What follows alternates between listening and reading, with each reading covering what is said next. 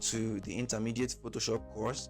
This series of tutorials will build upon the basic skills you've already learned, delving into more advanced techniques to enhance your photo editing, design, and creative projects. Each lesson is designed to be clear and engaging, perfect for you to get better in your designs. In this lesson, we're going to be talking about advanced layer techniques. We will explore adjustment layers, blending modes, and layer styles and effects. Now, mastering these tools will give you greater control and flexibility in your Photoshop projects. Let's get started. First of all, what are adjustment layers? These are non-destructive layers that allow you to apply colors and tonal adjustments to your image without permanently altering the original pixel. So with this now, you have the benefit of flexibility, that is to modify and remove adjustments at any time. So let's get into it. To add adjustments, you have to just come up here and click on adjustments up here. If you can't find this panel, come up to Windows and click on adjustments, and then it appears back again. Just come here and pick any of the adjustments you like, and you can click on them to add them as a layer. Or you can as well come to layer and come to adjustments, new adjustment layer, and then choose any one you want to add here. So let's assume I want to add brightness / contrast to my work. Just click on it. You can give it a name that you want, but for now I'm just going to leave it at brightness / contrast 1. And then press OK, and all of a sudden we have this layer here. As you can see, as soon as I created it, it was already selected. You have these properties here where you can actually adjust the properties of this particular layer. So this is brightness and this is contrast. So I can increase the brightness. Observe what happens to this image, because as you can see, the brightness and contrast is on top of this image. So let's see, as we begin to increase the brightness, you see it's adding it to it, and then same with contrast. With this now, look at the flexibility. You can turn it off and on just like you would any other layer, right? You can turn it on and off, or you can as well delete it, okay? And it does not affect the original pixels of your image. And there are other ways to add adjustment layers. You can click here also to pick any one you want, and you can add it. You have brightness levels, curves, exposure, vibrance, and all of those here. So you can click any one to add them. If I press exposure, I have exposure added for me right here. So I've shown you 3 ways. First, you can do it through the adjustment panel, or through the layer menu, right? Or through the icon down below. As I've already shown you, you can see that you can use multiple adjustment layers in your work. So now we have brightness and contrast, and then exposure. So you can stack multiple adjustments. You can combine multiple adjustment layers for complex effects. In the course of these tutorials, I'm going to do some other side tutorials to use these things that we have learned here, so that you can practice them and see how they actually work. You have to come to the properties bar to be able to edit a particular adjustment. So here I have exposure. I can increase the exposure, then reduce the offset, right? And then increase the gamma, or wherever, the gamma correction. Whatever you want to do, you can actually do it here. As time goes on, I'm going to do some other tutorials to show you how to use all this stuff and how they work, how to use them in your work. Assuming I have 2 images, this is the beauty of this now. Assuming I have 2 images and I want this stuff to affect only one of the image, right? I'm going to just come here and place a new image, right? Let me say I have the image of this lady, and of course this is too much. So I want this to affect this brightness and contrast to affect only the lady, right, and not the background. What am I going to do? I can as well clip this layer like I would any other layer into this particular photo, so it will only affect this lady's picture. So how do I do that? Hold Alt on your keyboard and come in between the layers. Make sure the adjustment layer is on top, right? Then hold Alternate, and then come in between the layers until this icon shows, then click once. So once you click that, every effect you add on this brightness and contrast will only affect the image into which it is clipped. So let's turn this off. Notice it's going to affect this image, but it's not going to affect the background. So turn it on and off only affects this image and not the background. So if I get into it and begin to reduce this or increase it, it has no impact on the main image. It only impacts the one that it is clipped into, right? So This is the beauty of adjustment layers. Next, we are going to talk about blending modes. Blending modes determine how a layer interacts with other layers beneath it.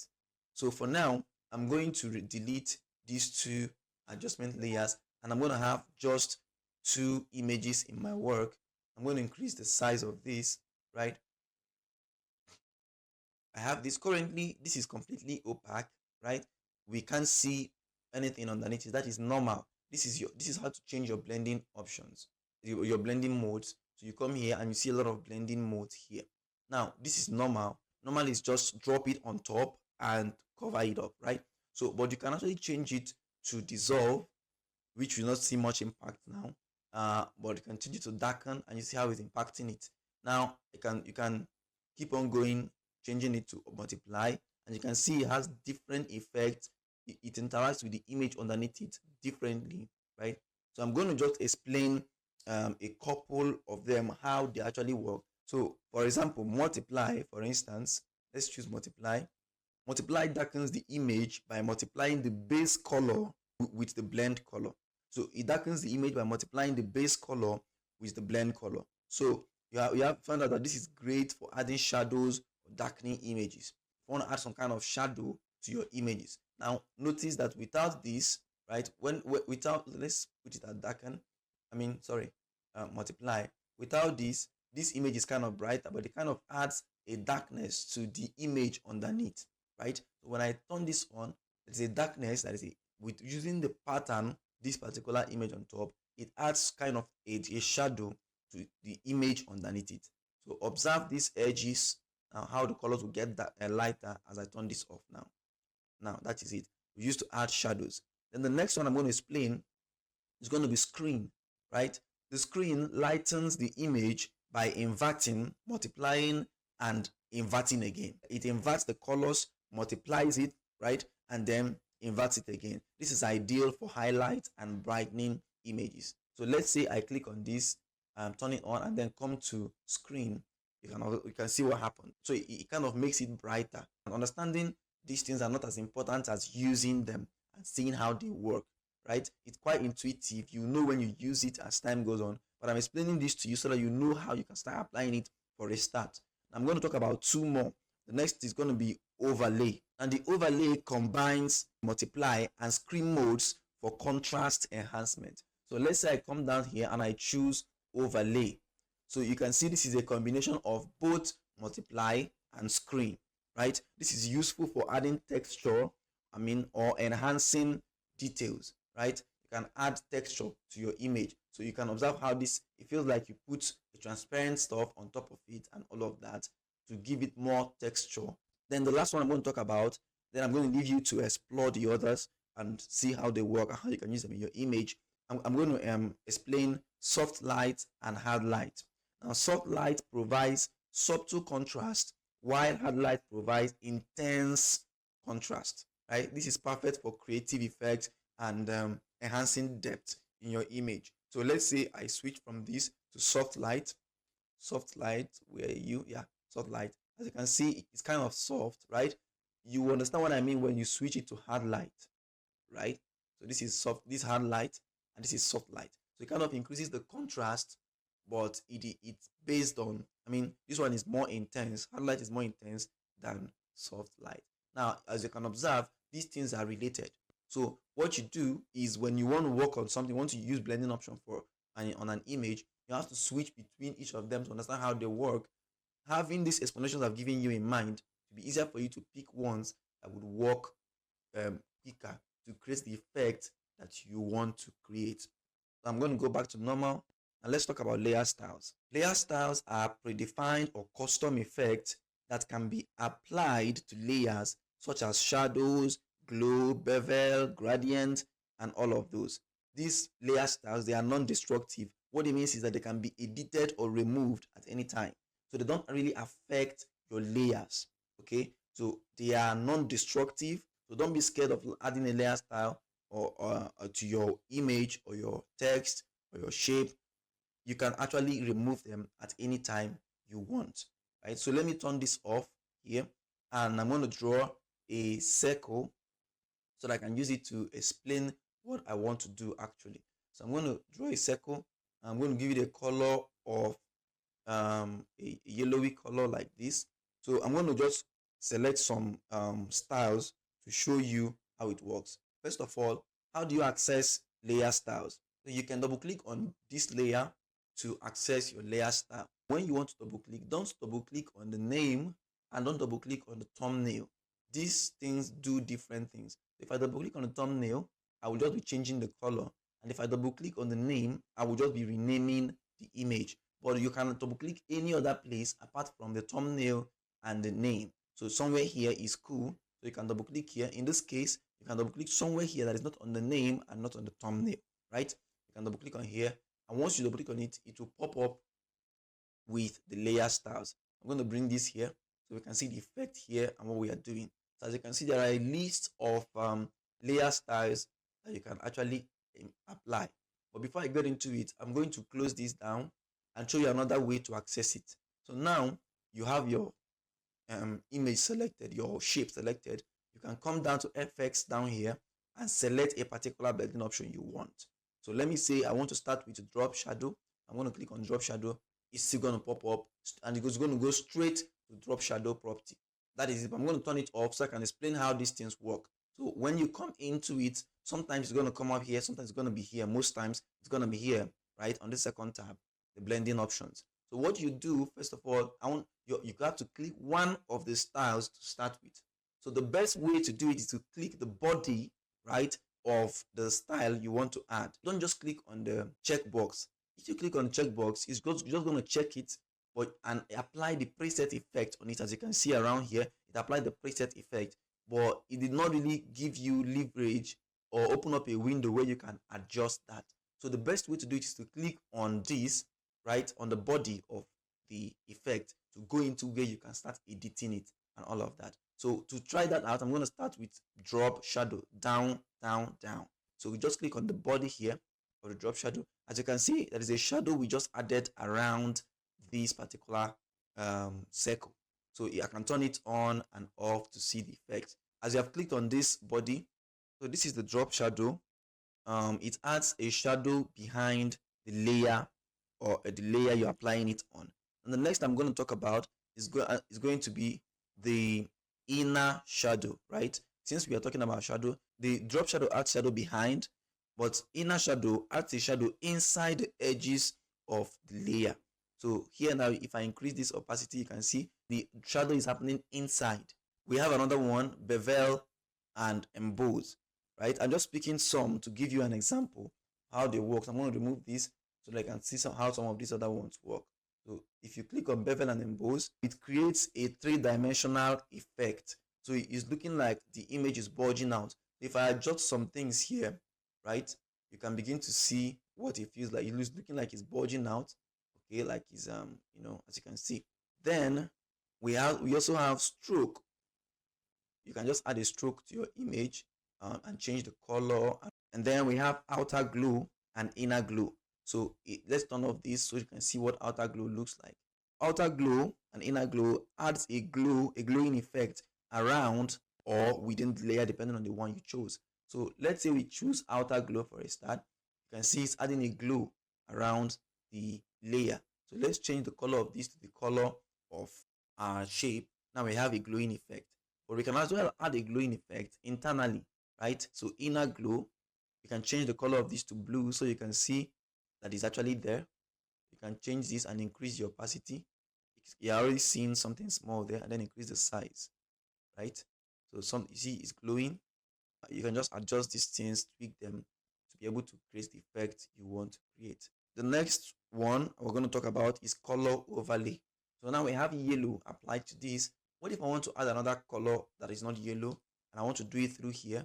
So I can click on the color overlay and choose the color I want. I can change it to blue, press OK. Now the beautiful thing about this is that I can actually reduce the opacity of this. Now remember, underneath this is yellow and on top is blue. If I begin to reduce the opacity of this, it's going to start showing me the yellow in the background. So let's reduce this. As you can see, showing the yellow and then come up again, just like that.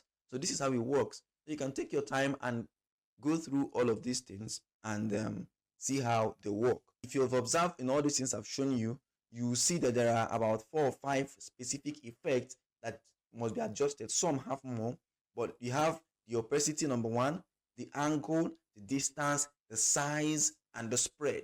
So in the case of this color overlay, we have the opacity, we have the blend mode. Okay, I can just add the blend mode to the list. So we have opacity, angle, distance, size, spread, and blend mode, and with other effects. But each and every one of these will have one of these, right? So blend mode, of course, is how it interacts. The effect will interact with the object itself. And of course, opacity is how opaque it is and how visible the effect, not the layer now, the effect is. So let's say in the case of this outer glow, you can see that the opacity is 83. I can make it 100 or reduce it to create the effect I want. Now you can see blend mode is here also. You can touch how you want it to relate to the background. Then we have the spread too. So the spread, look at what it does. It kind of spreads the layer, the effect, right? And then you have the size. It increases the size of the layer. So all these things work together. You have to tweak these properties together to create the effect that you want to see. These are the major ones. We have distance too. For example, if you come to drop shadow, let me turn off this so you can see what drop shadow does. Okay, so we now have our drop shadow. Look at the distance. If I reduce the distance, it comes closer. Look at it. That's the distance. We are shifting it and all of that. This one is the angle. So as I increase the distance, it's coming down. If I want to paint a picture that the light is coming from somewhere here, which means the shadow will be cast on this side. So what do? I have to tweak the angle this way, right? As you can see, the light now looks like it's coming from here because the shadow is on this side. You also have the spread, which you can adjust to look better. And then the size too, until it feels good the way you want it to do. You still have opacity. You can reduce the opacity here. If you come to stroke too, you see it has blending mode, has opacity too. So all of them do the same thing. So just play around with these things and see what you can come up with. In this lesson, we have covered advanced layer techniques, including adjustment layers, blending modes, and layer styles and effects. These tools will empower you to create more dynamic and sophisticated compositions, right? So practice these techniques to enhance your Photoshop project.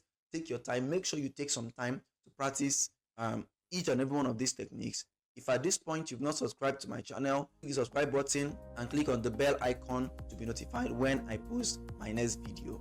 And I will see you in my next video.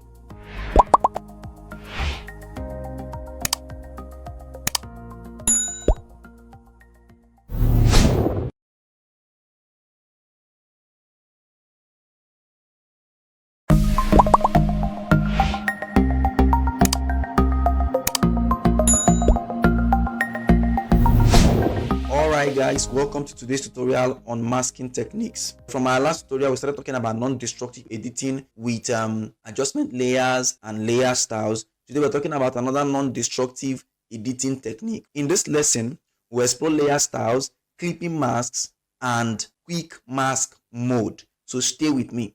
What are layer masks? Layer masks are grayscale images attached to layers that control the transparency of that layer. You see, masks are essential for non-destructive editing. It allows you to hide or reveal parts of a layer. When you apply a layer mask to an image, black reveals nothing, which means it's completely blank, right? White reveals everything.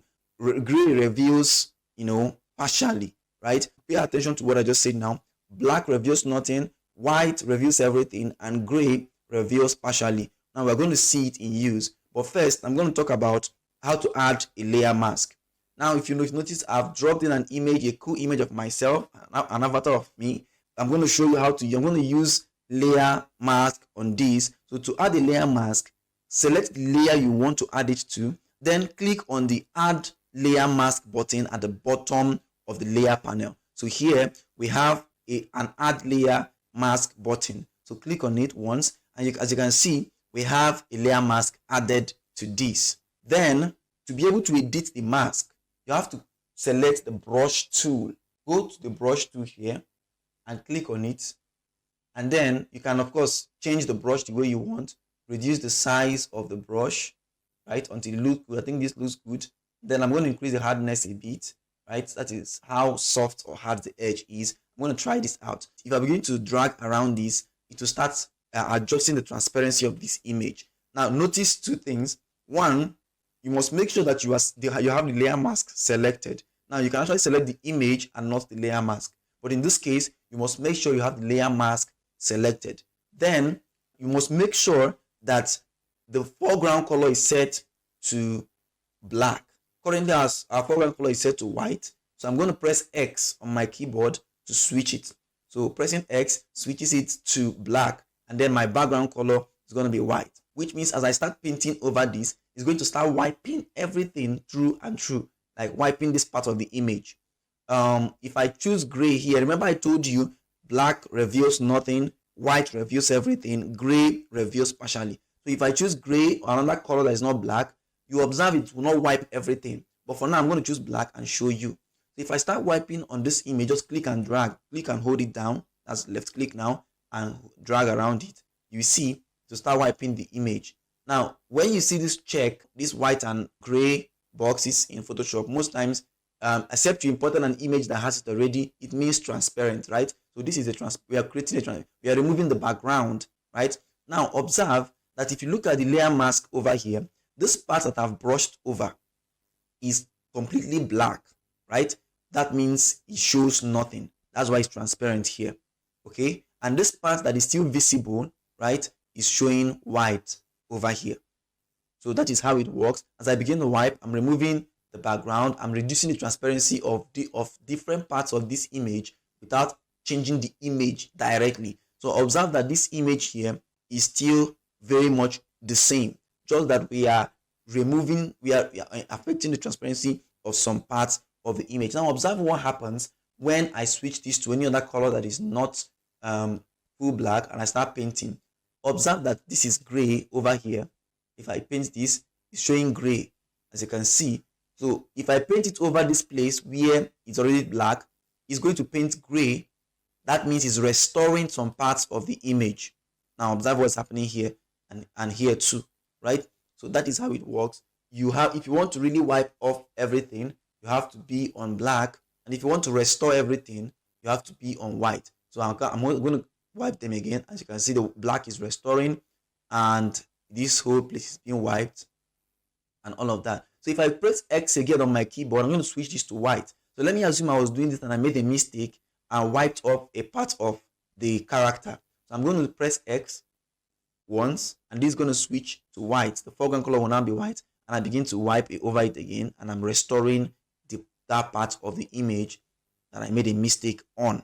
So that is how it works. So I'm going to show you some practical usages of this. This is one I'm showing you now. The first practical use I'm going to show you is this one, cropping your image, removing background from your image. And the second one is going to be, I've added this image. These are actually two images, right? So I'm going to, and then there's down this one. Okay, I'm going to start with this.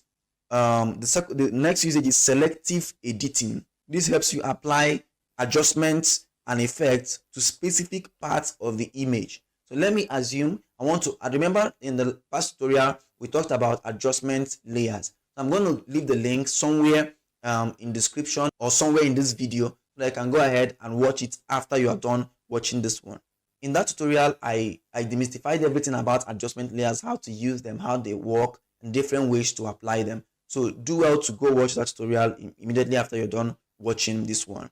So how do you use it together with layer mask to create selective editing? So let me say I want to add black and white to this guy and not on this lady, or I want to add black and white to every other place in this image apart from this guy and this lady. So I have to come here to add a black and white effect. So this is a black and white adjustment layer. I'm going to click on it and it's going to appear. Now observe that this black and white effect, this adjustment layer came with a layer mask by default.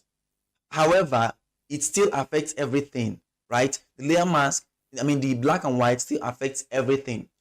That is because this is fully white. So if you can turn some parts of this layer mask to black, you'll find out that you'll be revealing some other part of the image. You're now doing what we call selective editing.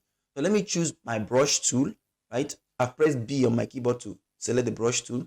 So remember, what we want to do is that we want to make the background colored and allow the characters on the image to be black and white. So I'm going to begin to wipe over this area. Notice it's not working. I'm wiping it. Why?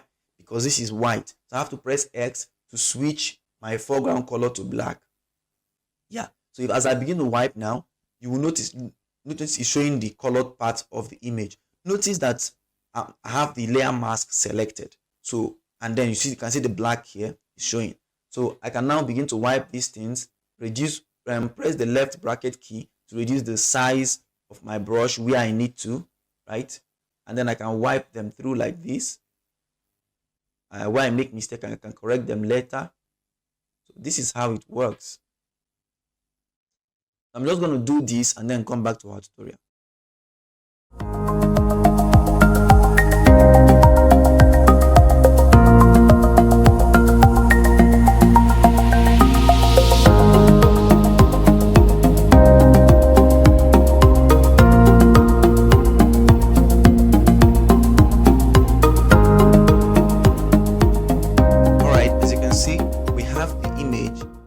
In this way, the characters of the image are now black and white and the background is colored. And that is how you can use this for your selective editing. Now observe that these things is not very accurate, right? There are different ways you can make it accurate. For instance, you can first of all select the images before you start painting over. So you can use your pen tool, you can use your selection tools to select the images first, and then you begin to do this. But I'm just showing you with brush tool. So that is how you can use the adjustment layer and layer mask for selective editing. Next, I'm going to show you another use case. We can use it for composite images, that's for composing images. You can blend multiple images seamlessly. So I have these two images, right? I want to create an effect where this hair is flying more. Now it's flying now, but I want it to fly more. So I got this lady's image. So I'm going to use the layer mask to make this hair fly. So I'm going to add a layer mask to it and then select the brush tool, right? Make sure this area is also black, the foreground color. I'm going to press X to switch it. Then press the right bracket key to increase the size and then begin to wipe off this side of the image. As you can see, this area is black. I'm going to wipe off this side of the image to reveal the image underneath it. So as I begin to wipe, I'm going to wipe off everywhere, right? And just leave the hair side, right? Notice that you can hold shift and left bracket key to reduce the softness of your brush. This softness here, you can do it here, or you do shift and left bracket key to reduce the softness, right? So you can press this. I'm going to increase it a little, the softness, and then remove the lady entirely. So now we have this, and you can now move the whole image closer, right, towards here. As you can see, we are creating a good blend, right? I'm just going to select the mask again and wipe these areas off to blend them in. But as you can see, the colors are not well blended yet, right? But we can actually blend those in using our adjustment layers. But at least for now, you can notice that we've been able to blend two images into one, creating an effect that the hair is actually flying, right?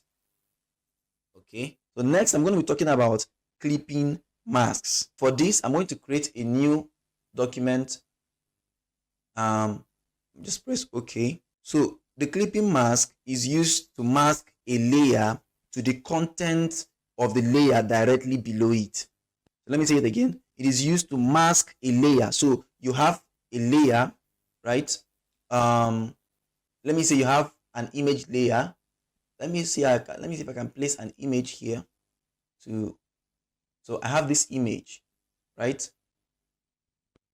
So I want to mask this layer with the content of the layer directly below it. So I have a text here. I have a hello text, and I increase the size this way. The first thing you have to do is to position the layer that you want to use as the mask. In our case, hello. You have to position it under this photo. Then you can hold Alt and click in between the layers. So if I do this, I'm going to mask this image with this hello. Let's see. Correct. Now we have this image. It looks like it's inside it, right? So this image has been masked.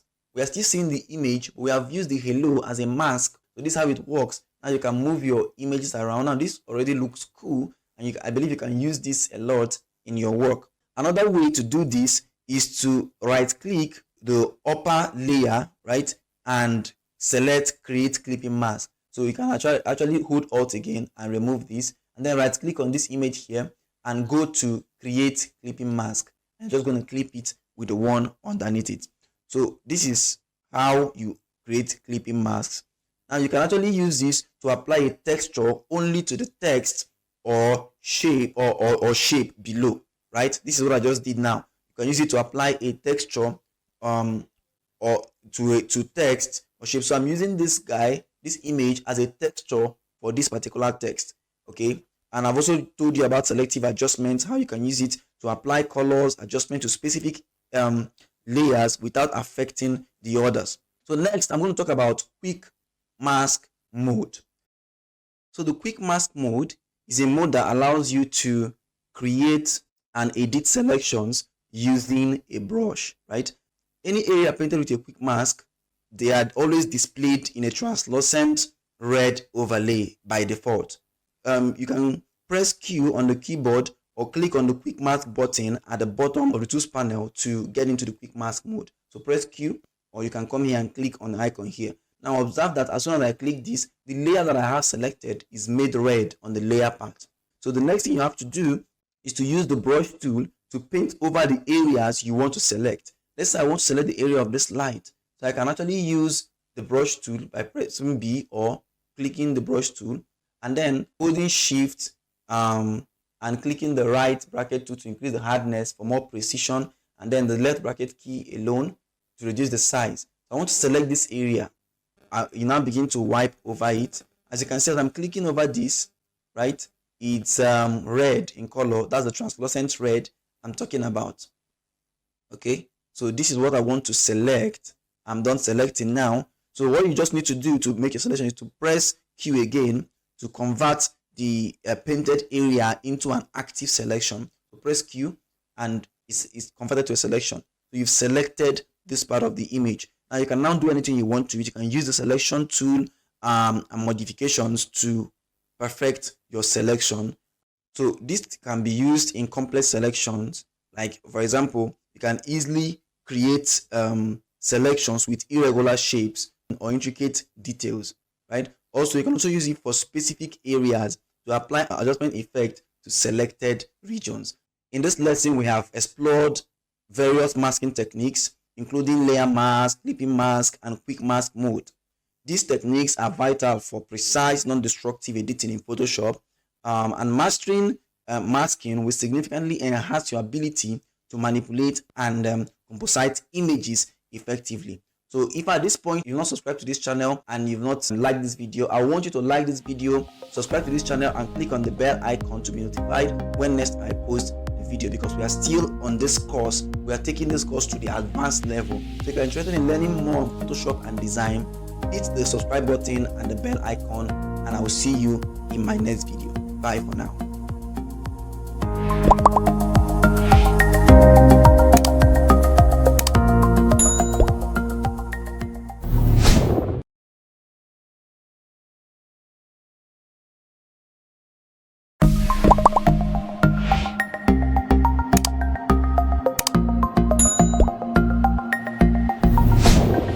Welcome to working with smart objects. Smart objects allow for non-destructive transformations and flexible editing. In this particular lesson, we will cover creating and using smart objects, their benefits, and applying smart filters, right? Notice we are still on destructive and non-destructive editing. So we are trying to make our designs, our editing as non-destructive as possible. So what are smart objects? These are layers that contain images, right? That contain image data from raster and vector images, preserving the original content from non-destructive editing.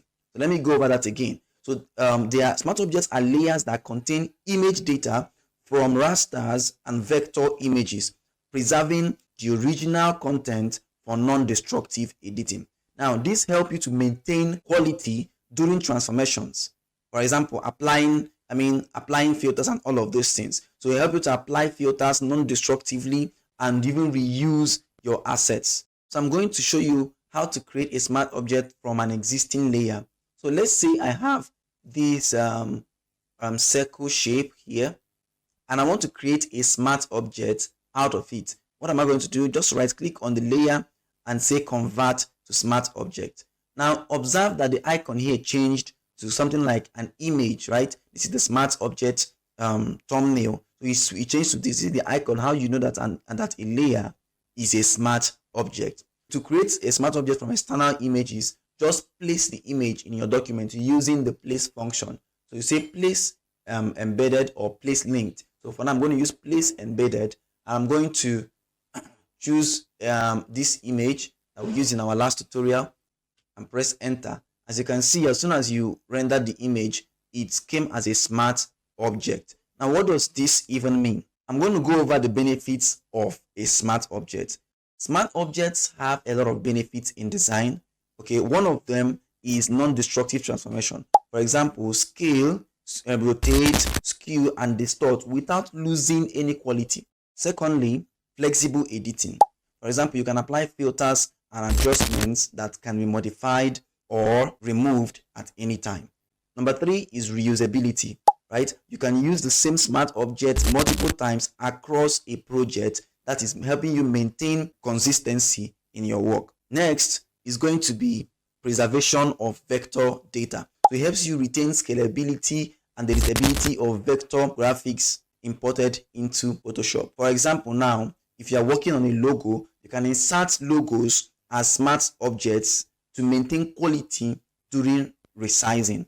So if you have a logo, you import it as a smart object, and you can maintain the quality even as you are resizing the image. You can use smart objects in mockups. So you use smart objects to easily update designs within templates. So let me just show you an example of what I mean. For example, when I talked about reusability, I'm going to remove this, right?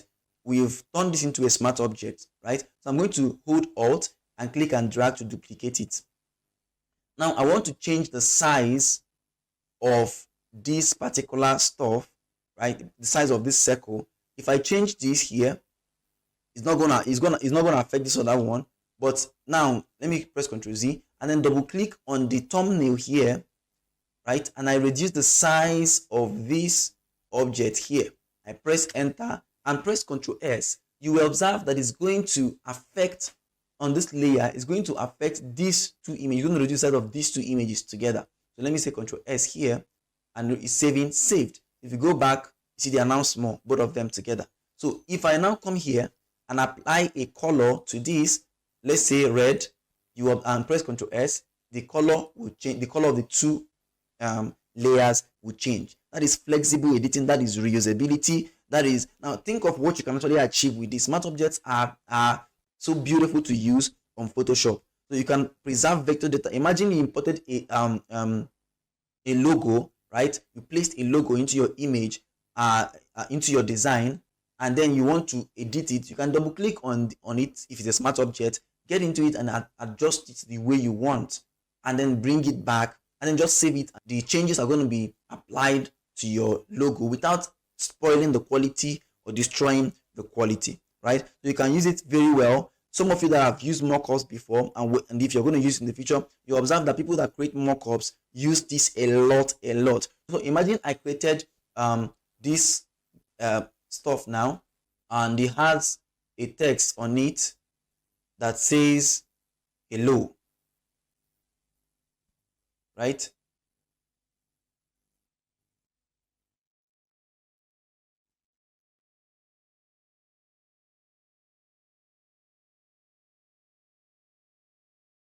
And I select the both of them and I say convert to smart object. This is now hello, right? So if I double click this, as I showed you earlier, and come here,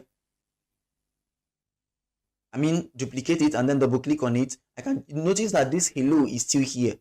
So I can actually change it, even though it's no longer editable on the other side. So I can change this to high and press OK, and then just press Ctrl S, and you're going to have this applied right here on the two of them, right? So that is how smart objects work. With smart objects, you can actually add what we call smart filters. So smart filters are filters that are applied to smart objects that remain editable and can be adjusted or removed. Now, the benefit of this is that you can apply multiple filters non-destructively and modify filter settings at any time. So how do you do that? We're going to use this image, for instance. I'm going to hide these other ones, and then this image is already a smart object, so I can apply smart filters on it. So to do that, if this was not a smart object, I'm going to right click and say convert to smart object before I start doing this, but I've already done that because I can see this icon here is a smart object. Then go to filter and choose a desired filter. For example, let's say blur, and we say Gaussian blur. So we want to apply a blur to our image, so I can reduce the blur to make it just a little blurry, right? And then press OK. Now you can see that the filter appears here on the layer, so you can see it here. I can turn it off and on at any time. Now if you do this filter on a normal layer that is not a smart object, you are not going to be able to adjust it like this. I can actually double click on this and edit the blurriness. Maybe I feel it's too much, and edit it and then press OK again, and it's still here. So it helps us create editable filters. And then you can also use it for filter reordering. For example, you can drag filters up and down in the layered panel to change the application order. So for instance, I just have Gaussian blur. So let me say I have another filter here. Let me add a little noise to it. Let me say add noise, and this is we're adding a noise to the image, and I press OK. Notice that add noise is here also with Gaussian blur.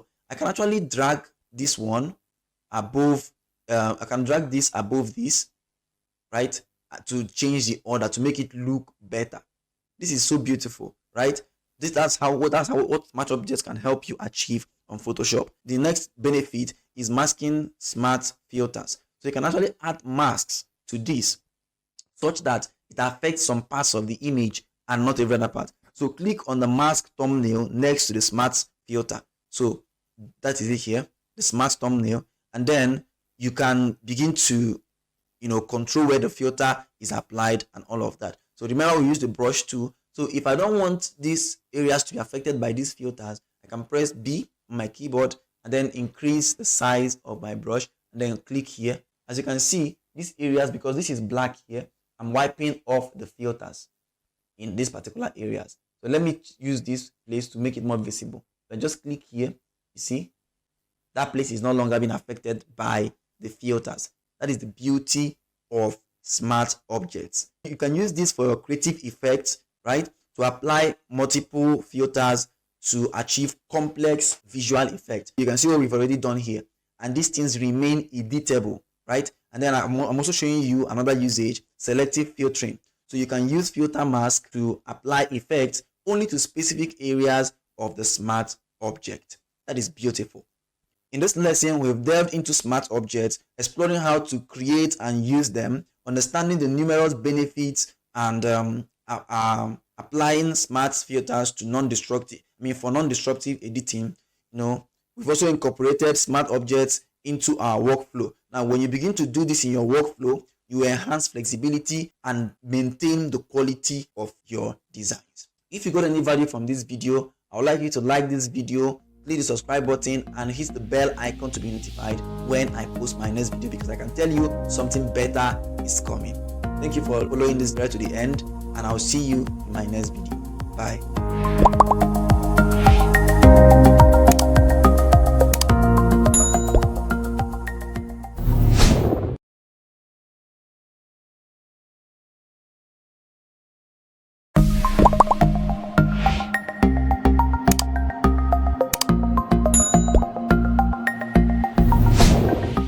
Guys, welcome to Advanced Selection Tools lesson. Precise selections are crucial for targeted editing and complex compositions. This lesson covers the pen tool for selection, the select and mask workspace, and techniques for making complex selections. Now, don't miss that session, techniques for making complex selection. This is going to really make you an advanced editor. So let's get started. Now, what is the pen tool? The pen tool is a vector-based tool used to create precise paths and selections with anchor points and Bezier curves. One of the advantages of pen tool is that it's ideal for creating smooth, accurate selections, emphasis on accurate selections, especially for complex shapes. So now let me show you what the pen tool is. So you press P on your keyboard to select the pen tool, or you can as well click it on the toolbar here.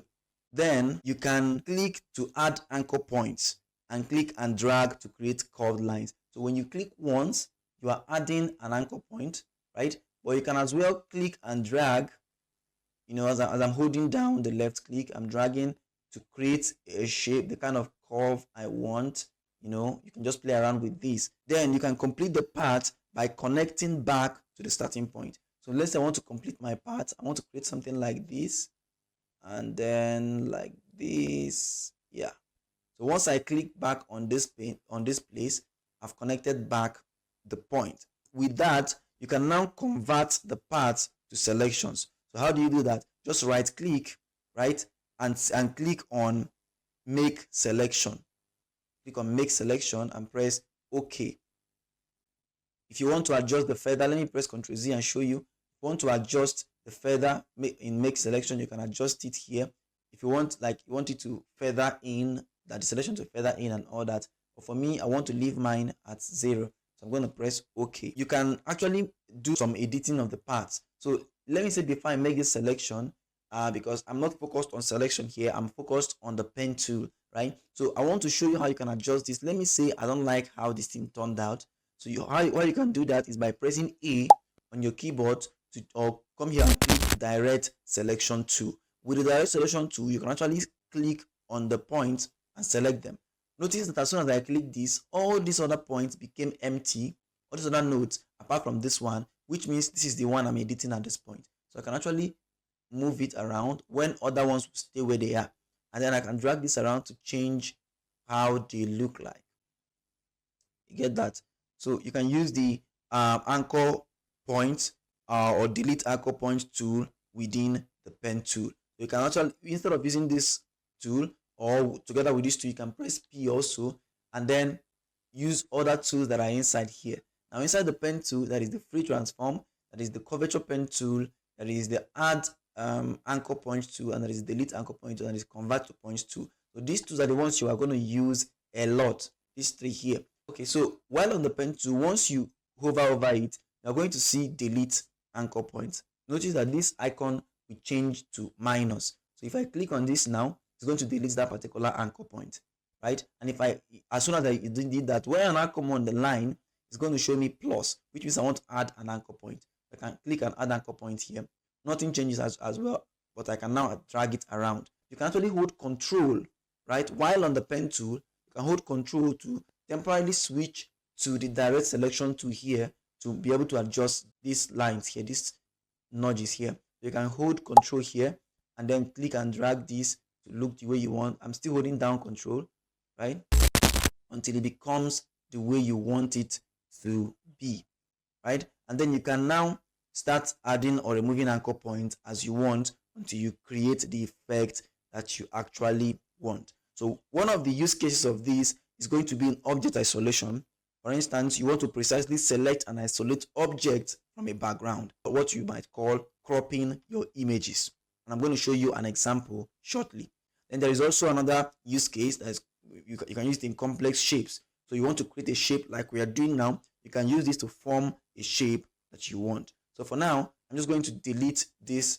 I'm going to delete this whole thing by saying delete path. I'm going to right click and say delete path, delete everything. So I'm going to import, I'm going to place an image here to be able to show you how you can use this.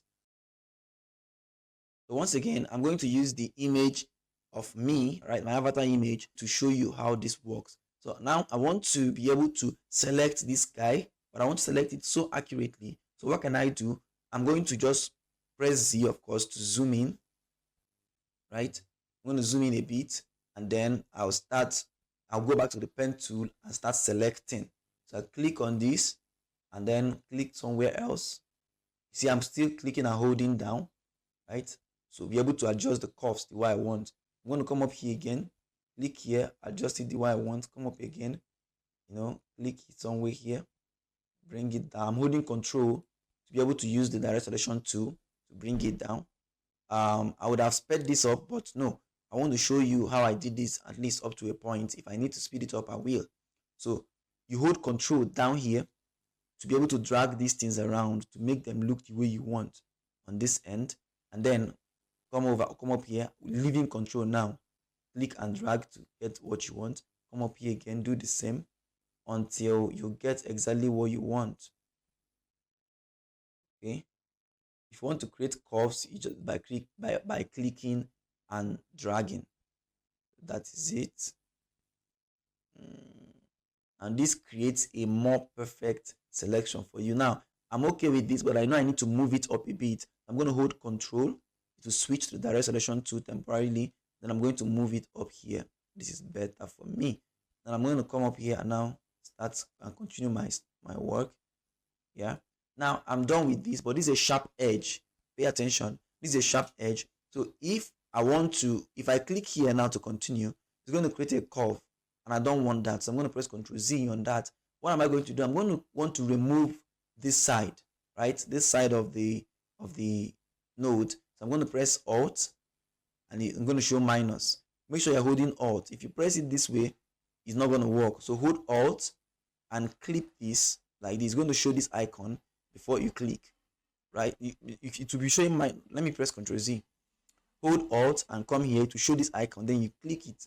It's not going to clip it for you, and then you can now add an edge. So it's more like converting from curve to edge. So by holding Alt, you convert from curve to edge. Then you come here and continue. Now we have created an edge there. I'm going to clip these two because these are also an edge. So I'm going to clip this by holding Alt and clicking it. Then I continue doing my work, creating curves all over the place. Now here is another edge. So this is a curve. So I'm going to hold Alt and click on this to remove the curve and add an edge. So hold Alt and this changes to this. Click it, then continue my work to be able to create an edge. And this is another edge here. Hold Alt. So you do this a lot in your work and all that. I'm going to just go ahead and keep on doing this. Hold Alt here because there is an edge, right? Then this. I want to move this down a bit. As you can see, I want to move this down a bit. So I'm going to hold Control to switch to the direct selection tool and then bring it down. Then because this is an edge, I'm going to also hold Alt and remove this other edge and start and continue my work. Right. Now this is an edge, right? But because it's an edge, but it's not so obvious that it's not a very sharp edge. So I still want to maintain a little curve there. So what I will do is I'm going to hold Control, and instead of removing this entirely, I'm going to hold Control and bring this down somewhere here.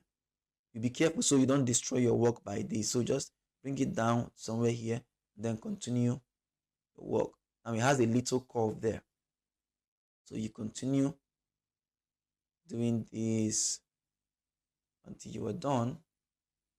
I'm doing this for people who are new to the pen tool. So if you are used to the pen tool, you can as well fast forward this tutorial to where you are where you are okay with. But if you are not, I will encourage you to keep watching this and see how I'm doing it, how the workflow is, where I have to click Alt and where I don't have to, right? So notice these are all curves. So I'm just dragging this out to create a convenient curve for my work. So I'm going to adjust this a little here. I'm holding down Control now, right? Then adjust this to holding down Control, leave Control. Still holding down Control, move this a bit. Once you are done, you have to leave Control. Now the movement of this is I'm holding space bar to move this around, right? I'm holding space bar, be able to pan around my work and all of that. So once you hold space bar, it switches to a hand icon. You can pan around your image and all of that. then leave it, it switches back to pen tool, you continue your work. So that's how I'm doing that. Hold control, move this down, hold the space bar and move around, then click down here. Okay, now this is an edge but not so sharp, so I'm going to hold control and pull this up to here, and then to be able to create that nice curve but quite little. Then bring it, move down with space bar, and then do this. Now I want to get this area, so this is too far, so I'm going to press Ctrl Z and come up here, do this before coming down here. Yeah, so because this is an edge here, I have to hold Alt and remove it.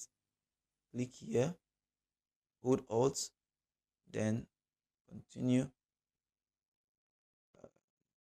Yeah, now this is a small curve. I'm going to just do this here, right, and then move it down. This is a curve, so I've removed this side. I mean, this is an edge, so I've removed this side.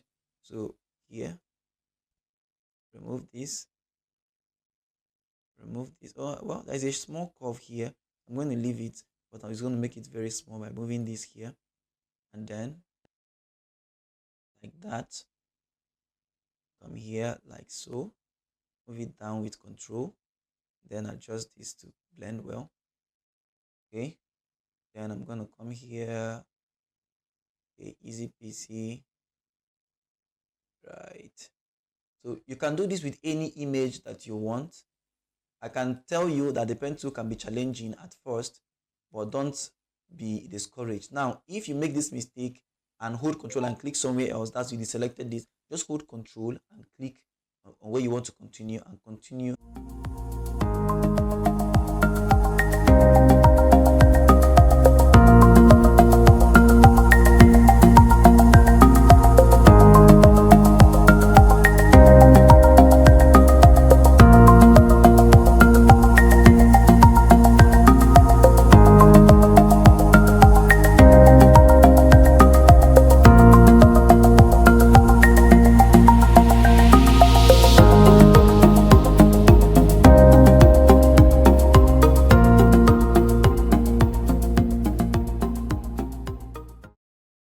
So now I'm done with the selection. Now you agree with me that the pen tool can be a little bit daunting. I agree with that too, at first, but when you master it, it's going to help you a lot in your work to make precise selections. So now that you're done making your selections, you can actually right click on it, right, and then say make selection, right, and then press OK.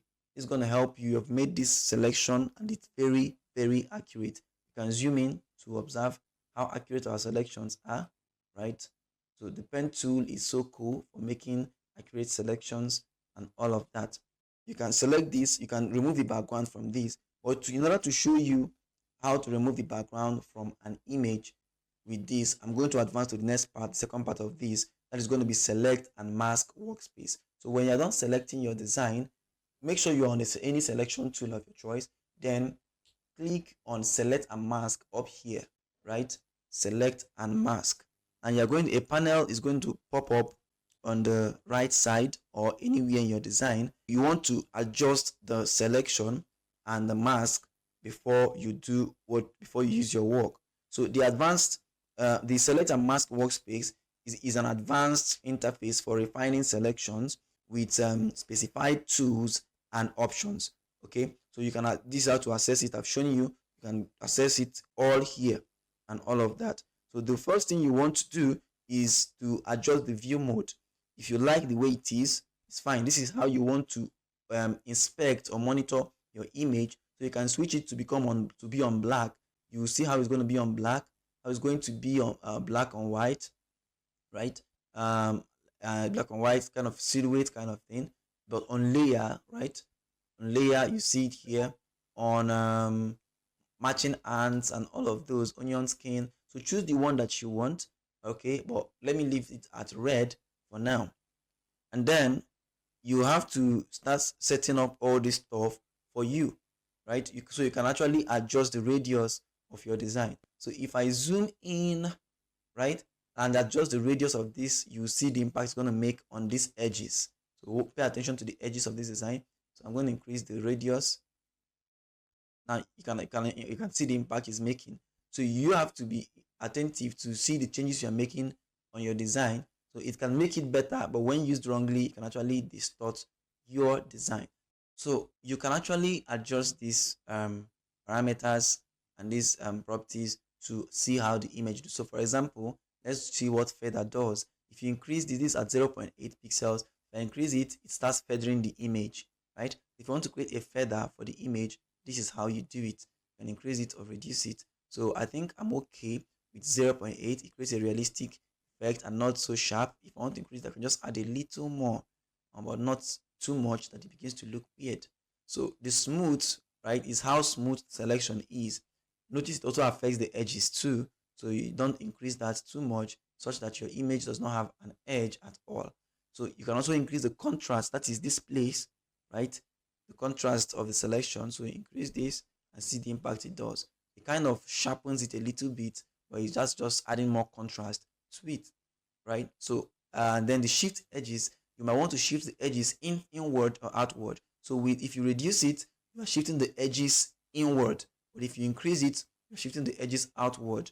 Now if you start increasing it, you'll start revealing some parts of the image. Notice you are beginning to see some parts of the original image, the place that we selected, we cropped this from. So you don't want to increase that much. So just leave this at normal. If you reduce this too much, to start eating into the image itself. So most times you're going to want to leave it at 0, except okay, maybe I didn't select everything accurately. Like here, I gave some distance. I have to bring this in a little bit. That is cool. You can also, as you do this, pan over your image to observe other areas of your image to be sure you're not destroying any part of it at all, right? So when you are done doing this, okay, before we get to outputting it, I'm going to show you how to work with this. So the first one, I'm going to show you the tools, because this mode has its own tools. The first tool is a refine edge brush. You can use it to paint over the edges to refine the selection. Okay, this is especially useful when you want to work with hairs and all that. This is not this one, the refine edge brush. If there were hairs in this image, you can actually click on the edges and you begin to refine it automatically. So this is not applicable here, so I'm just going to press undo, right? So if there were hairs, if you have images of hair, after you're done selecting as accurately as you can use the refine edge to pick out the hairs themselves and select them properly, right?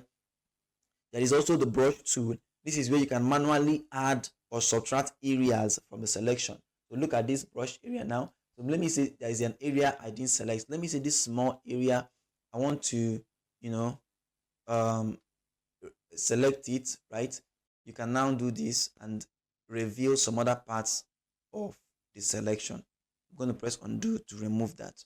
There is now global refinement. I've shown you, that's what I've shown you right here. Now you are done and you are okay with your refinement. So you have to set the output right. So the first thing you want to do is to make sure the output, you are outputting to the kind of layer you want. So you can output the selection and nothing happens to your image. You didn't crop anything out. You just outputting the selection itself. Or you can output a layer mask, or you can output new layer, or you can output new layer with layer mask. So if you do new layer, you're just going to crop this part of the image, this part of the image you are seeing, and put it on a new layer without a layer mask. But with that makes it you can't go back on it anymore. You can't edit it anymore, or like we work with layer mask. Now if you are confused about layer masks, you can look at my previous tutorial, or I'll put it somewhere around this video so that you can be able to check it out and understand everything about layer masks. Then you can actually do layer mask, new layer with layer mask. This is my preferred option. So you can even put your new documents and new document with layer mask. This is beautiful. So let's just keep it at new layer with layer mask. And when you're done, just press, you can say remember settings, so that these settings will be here when you get back. And then press OK. And Photoshop will do its magic, and then you have your new layer with layer mask, right? And then the old layer is still there, still here, right? You can turn it on or off. So it is totally non-destructive. Didn't destroy this one, neither did it destroy this other one too. Just apply the layer mask on it and all of those. So this is so beautiful to use. If you can master this, you will take your editing game up the ladder, right? You're taking it up a notch, right? So next I'm going to talk about complex selections. And this is very important that you pay attention. There are many ways, many techniques for making complex selection. Number one is going to be combining selection tools, right? So for instance, I want to select a particular image, but one tool is not finishing the job. So you can actually combine the lasso tool, the polygonal lasso tool, the magnetic lasso tool, the pen tool, the quick selection tool to get, and even the magic wand tool to get the job done, right? Even the object selection tool. So you can combine any of these tools to make your stuff work out, to make your selections accurate. And the second one is an advanced technique that is where you use channels. You're using channels for selections. So I'm not going to dwell on that. You just come over to, let me say I want to select this. I'm still working on this old image. Then I come to channels, right? What you can do is that you go to the channel panel. That's what I've just done. If you're not seeing it on your own, you can come to window and then click on channels and then move it down to this place if it is somewhere else on the screen, right? So go to the channels panel and then duplicate a channel with high contrast. So let's say I want to work on blue. I'm going to right click and say duplicate channel, right? And then I'm going to do it. It's going to be blue copy. Then can use level and curve to enhance the contrast and all of those. Then you can now load the channel as a selection. Let me show you. You can come over here to layer, to image and adjustments, and then brightness. Let me use levels. So I'm going to increase this, right, to increase the contrast. Okay. All right, this is cool. And then I'm going to press OK. And then when I'm okay with what I want, I'm going to load it as a selection. So press Control and click on the layer. Notice it's selecting certain parts of that particular layer. So you can use this very well when you know exactly what you want. There are many people that use this in selecting hair, right? You can select hair and all of those. Maybe a woman's hair flying all around the place. Maybe it's a black hair and all of that. You can use your contrast, pick the contrast that you want to select and select it. And that is it. So you can come back here and apply the selection, use it for whatever you want to use it for. So you need to practice this again and again to be able to use it properly, right? So at this point of this tutorial, if you've not yet subscribed to this channel, I would like you to hit the like button, subscribe to this channel, and also click on the bell icon to be notified when next I post my videos. Now let's continue. The next technique that I use to make my work good is what I've already shown you, the select and mask refinement. You can utilize the select and mask tool for intricate selections, such as hair and transparent objects. Then the final one is the create vector part, okay, with pen tool, right? You can use the vector selection and create vector parts and all of those. So these are very cool stuff you can do. I've shown you all of these.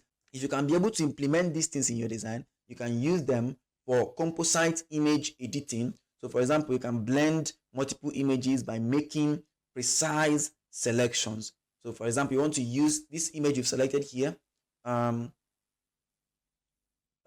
This image you selected here, I'm going to reduce, sorry, I have to delete this channel. Yeah. So this image you selected here, we want to use it for a design. So you can now reduce this and put it in a design. You're blending images together to do whatever you want to do, be it a flyer design or whatever.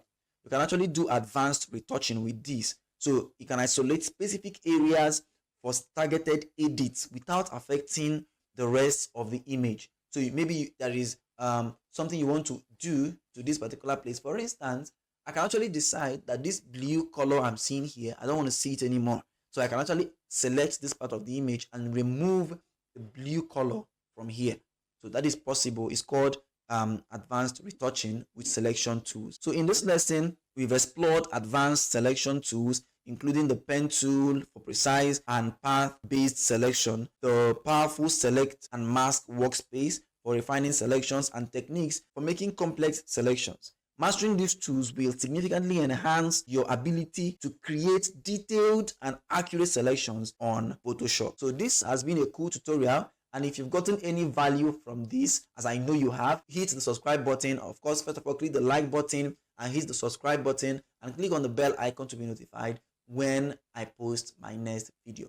If you want to learn more about Photoshop, or you just stumbled on this tutorial and you want to watch the rest of it, I'm going to add the full course at the end of this. It should be showing on your screen somewhere right now, and you can click on it and watch the full course from basic. We're at intermediate level now. You can start from basic and learn everything you need to know about Photoshop step by step. Thank you for joining this tutorial today, and I will see you in my next video.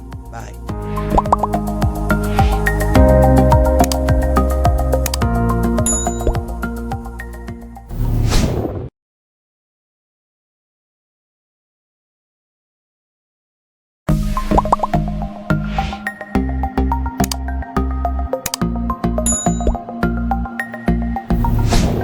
Alright guys, welcome to Photoshop retouching and restoration tutorial.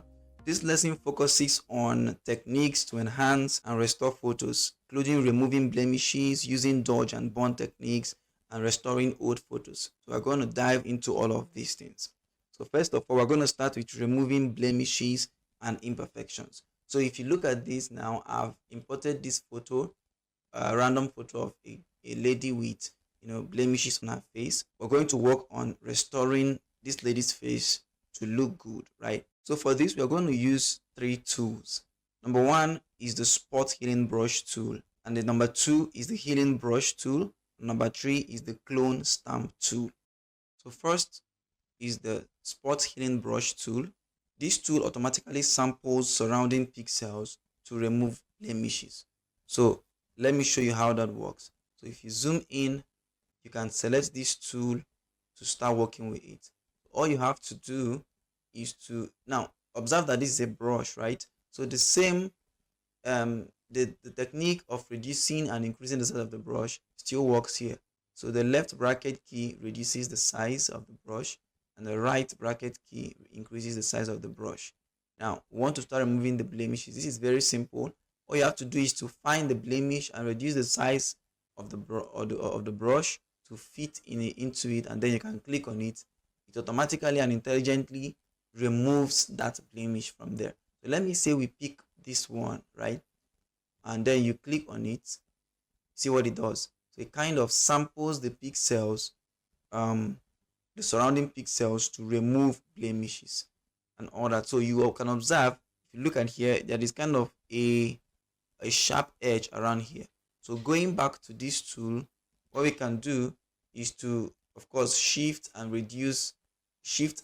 left bracket key to reduce the hardness of the brush, then reduce the size also. Now you might be wondering why I'm not removing these spots, right? Now let me just say that when you are editing images and retouching images, be careful not to remove the important details that make the person who they are.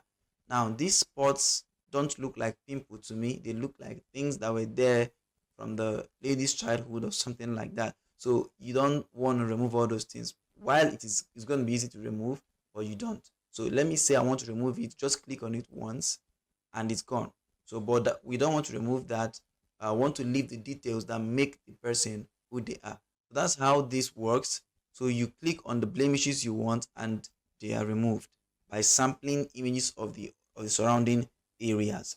And the second tool we are going to use to retouch this image is going to be the healing brush tool. This is the healing brush tool here. So in this case, you have to manually select the pixel, or rather the source area, to blend with the target. So you have to manually select the source area to blend with the target. So in this case, I want to adjust how this place looks. So I can actually click on the tool. Of course, I will start using J from now to pick it. So you can hold Alt, click on the sample on the source area, and then start clicking on the place you want. So click on it and then pick the source again, click here, then you can pick this as a source, then remove your hand from Alt and click. then pick this place as a source. You can see how it's making the image better. Something I didn't do before starting this was to duplicate my image. So I'm going to undo everything I've done and then duplicate the image to start. So we can now say Ctrl J. Now observe that I have another image down here. Now this image is the image we want to use to work on old photo retouching, right? So we're gonna hide it for now. Hide these two. I'm gonna turn this one on. So this is the one I'm working on. We will be able to see before and after when we are done. So to be able to work on this image, we are going to be using 3 tools. Number 1 is the spot healing brush tool. You can get to it by coming here on the toolbar and clicking it right here, or you can press J on your keyboard to go to it. Now, the spot healing brush tool automatically samples surrounding pixels to remove blemishes. So if you want to remove a blemish from here, it will just sample the pixels around it and use it to replace whatever you have where you clicked. We'll look into all of that in a jiffy. Then the second tool we are going to use is going to be the healing brush tool. Now this healing brush tool, which is the second tool here, the healing brush tool manually samples a source area to blend with the target.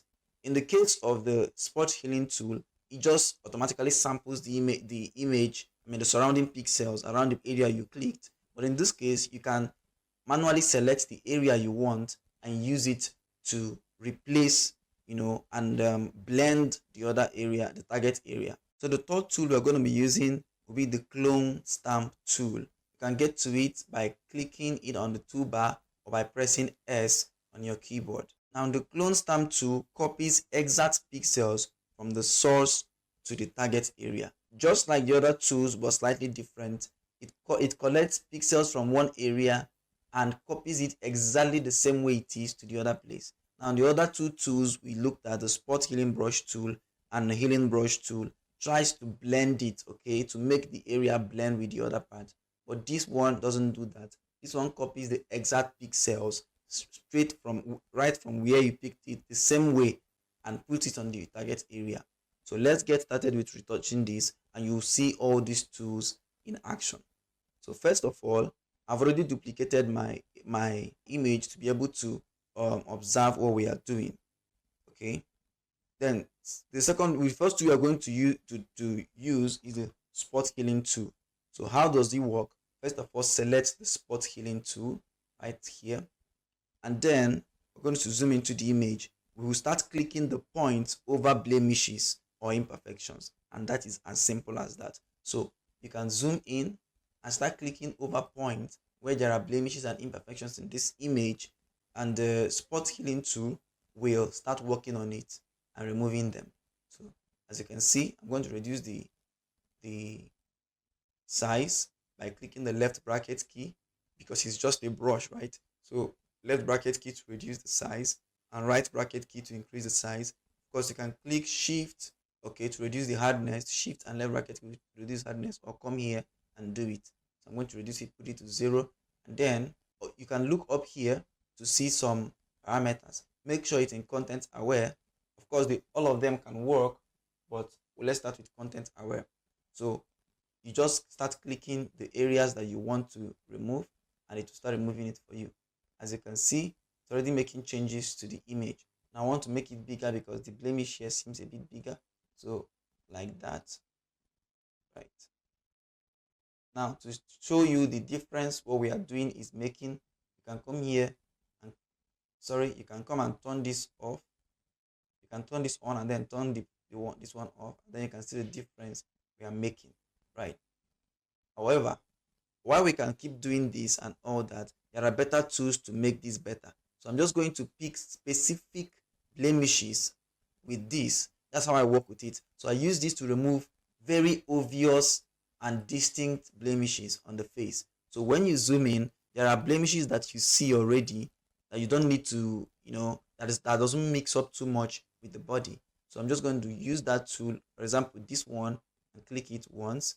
See, it's gone, right? Then I'm going to come to this one and click it too. Okay, so all these ones that are very obvious that you do not need someone to show you. So So I'm going to just remove them. Okay. We can keep doing this, all that, but there are better tools for this like we're going to look at. So I'm going to stop for now. If I need to get back to this tool, I will. So but for the next tool, which is going to be the healing brush tool, first of all, you select the healing brush tool right from here, and then you have to hold Alt if you're on Windows or Option on the Mac, then click to sample a clean area of your image. So you first of all have to sample the area. Remember, in this case, you have to manually select the area you want to use as your source.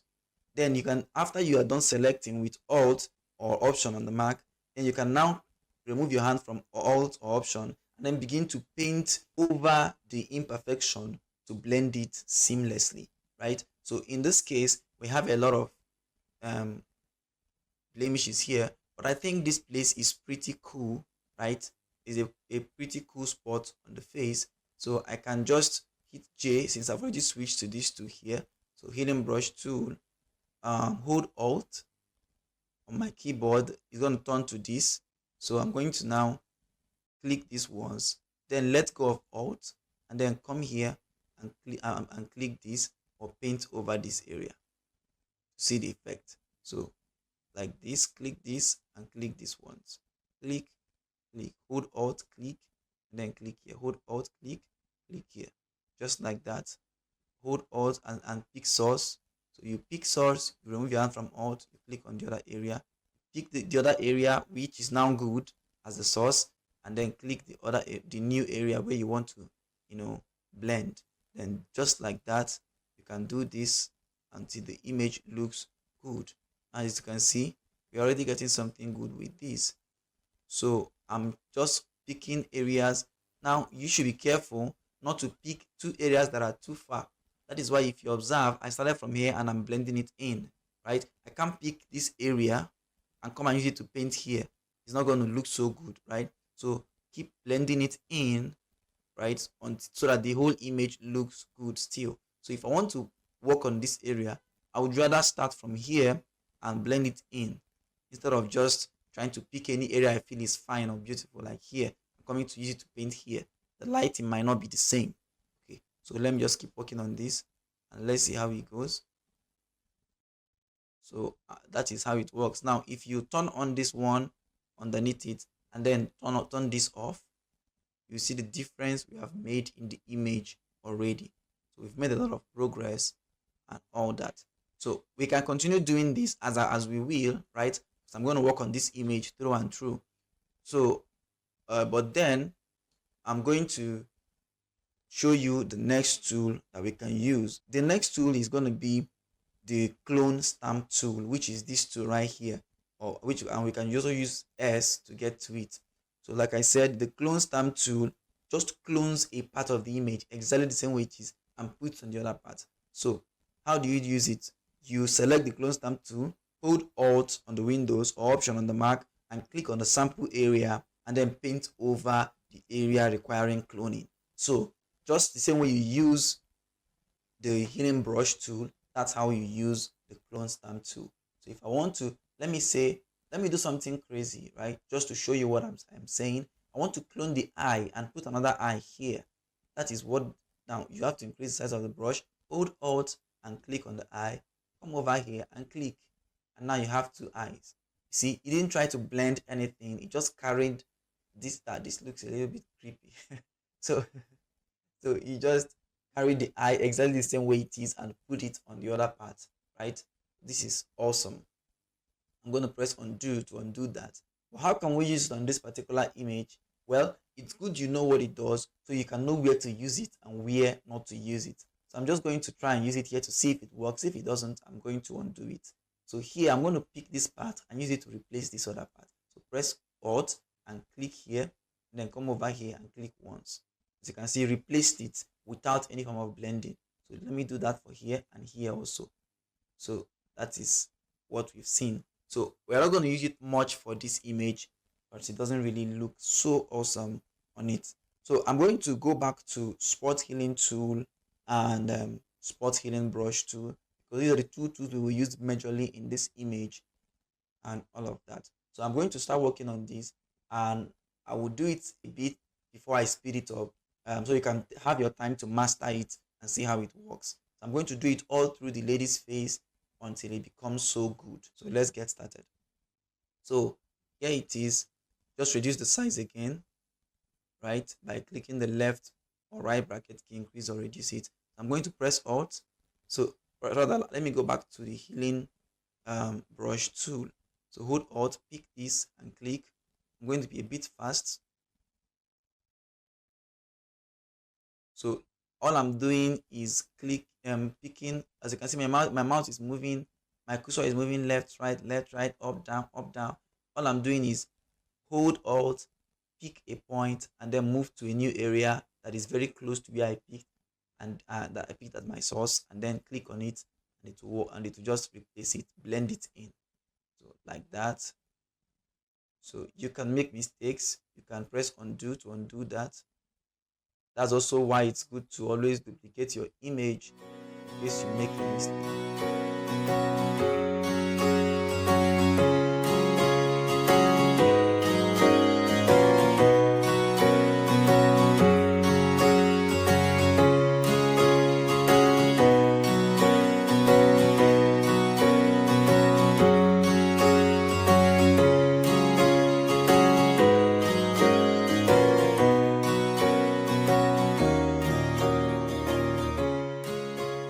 As you can see, I started from here instead of from here, so both of them can blend together, right? Because this place has a lighter is lighter than here, right? So I have to start from here and all of that.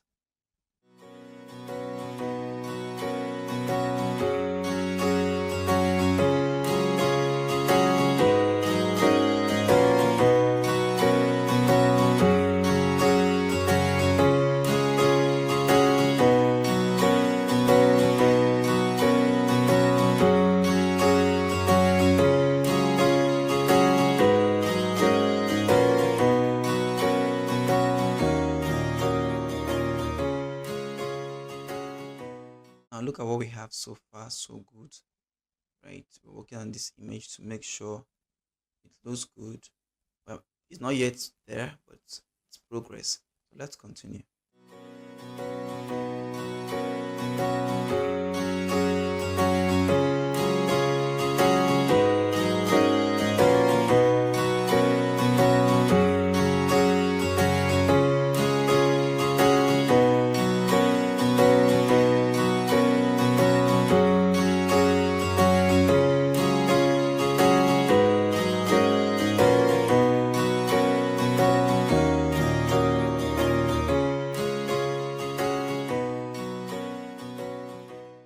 All right, guys, look at what we've done here. We've been able to clean the lady's face to look much better, remove the blemishes and all of those. And you can take your time to make this thing look more better, to make them blend better, right? So here are some of the best practices you can implement. Try to use multiple tools, like combined tools, for optimal results. Like you saw me using the two tools. First of all, I used the spots healing brush. If I use the healing brush, and then you can also zoom in and all of that. To maintain the texture, you must ensure to retouch areas that match the surrounding texture, right? These are the things that I mentioned while I was working on it. So the next thing we're going to do to work on this image will be to dodge and to burn. We're going to use the dodge and the burn tool.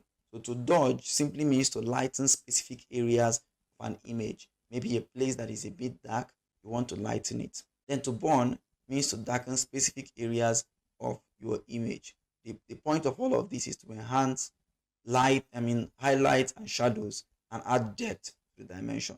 So one way we can do this is to use the dodge tool. You can get to the dodge tool by pressing O on the keyboard, or coming to your toolbar and selecting it here. So when you select the dodge tool, you can choose the target, whether you want to target the shadow, the mid-tone, or the highlight in the option bar. So that is here. So you choose it here. Do you want to adjust the shadow? Do you want to adjust the mid-tone or the highlight? So let me say I choose the mid-tone now. The next thing will be to adjust the exposure and the brush setting. Then you paint over the area to lighten them. So this is the exposure. Now if I begin to paint now, you're going to see it's going to lighten it so much, right? I'm going to press undo and then reduce the exposure to 50%, right? And then begin to paint over the areas I want. And this is touching the mid-tone particularly now. I'm going to press undo for that. So that is how it works. So if there are areas you want to lighten more, you can just paint over it. For example, this image, let me go back to O and touch the highlights. I think we need to touch the highlights of this image. So we have some areas that had strong highlights here, right? We need to bring them back. Some of them were lost during the editing. Okay, so you go back to O, then select highlight here, and of course 50%. Then reduce the size of your brush, left bracket key to reduce that. Then you begin to paint over this place. Now this is much now, right? I'm going to press undo, and then reduce your exposure again. So let's say 25. Yeah, 25. Then paint over it one more time. Right. This looks better than what we had before. I'm going to reduce this. Click here and to just add highlight in some of these places.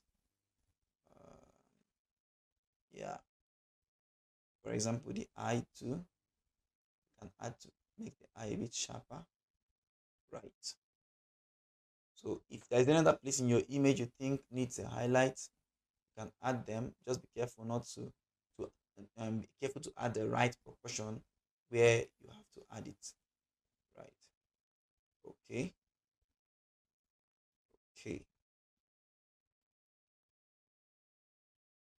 So to use the bond tool, you still get to it with O. However, you have to now click in and select the bond tool here. Now, after you select the bond tool, choose the target in the option bar, whether you want to touch the bond. In this case, let's touch the shadows because we're talking about bond here, right? Then you can adjust the exposure to look like you want. But let's leave it at 50 and paint and see what we have. You can always adjust these things when we have to. So now, as you can see, the hairs are getting darker, right? Hairs are getting darker. That is what it is for. For example, this area was a bit dark, so let's add it here. Let's just add a little darkness here, right? And that's basically it. Just adds more depth to it. So these areas that are supposed to be dark, like the eye and the nostrils, reduce this and paint over it, right? Over here, you're giving more definition to your image. So the dark areas are going to be dark, right? This is after, this is before, right? That is how the bond tool works. Now, I'm going to teach you something special, what I call non-destructive dodge and bond. For instance, now, apart from the fact that we have this image underneath, we've lost our image, right? Because this is not how it looked like before. But if you want to apply dodge and bond without having to destroy the image, let me show you how to do that. First of all, create a new layer above an empty layer by clicking here above the image you want to select. Then go to edit and fill, right? And fill it with 50% gray and press OK. Right. This is what you're going to see. Then switch the blending mode to overlay, right? This way. And then select the brush tool, go to the brush tool, and then make sure the foreground color is white. And the foreground color is going to be set to white, that is for dodging, and then the background color will be set to black for burning. Okay, then you begin to paint over the area of the image, and you want to apply dodge and burn effect non-destructively. So let me say I want to apply dodge effect. Remember, white is for dodge and black is for burn. So if I paint over this image, notice I'm not painting directly on my image, I'm painting on this layer. If I paint over here, can see it's adding the bond to it, right? And I mean the dodge to it. That is quite bright. Because you can adjust it by reducing the opacity here of the layer and all of those. So that is how it works. And if you want to apply the bond, you can press X on your keyboard to switch this to black like this, and then you paint over it, and then you have it also. It's burning over it, but it is not affecting the image originally. So that is why if you press X again and paint over here and it's light, you can simply turn this off and on, and the image underneath is unaffected. That is how you do that. I'm going to turn this off. So what can you do to get the best result out of this? First of all, you must use low exposure. Now this will prevent you from over editing by using low exposure settings. So if you use low exposure settings, you will not be overdoing, right? That way you can easily, if you, let's say you're using 20% exposure for this for the dodge tool, right? 25% exposure like we used the last time, and you paint over it, right? You paint over it and it's not enough. You can as well come paint again, making it 50, paint again, making it 75, then before you get to 100. But if you leave it at 100, just paint once and you've destroyed your image. So that is why you must keep the exposure low.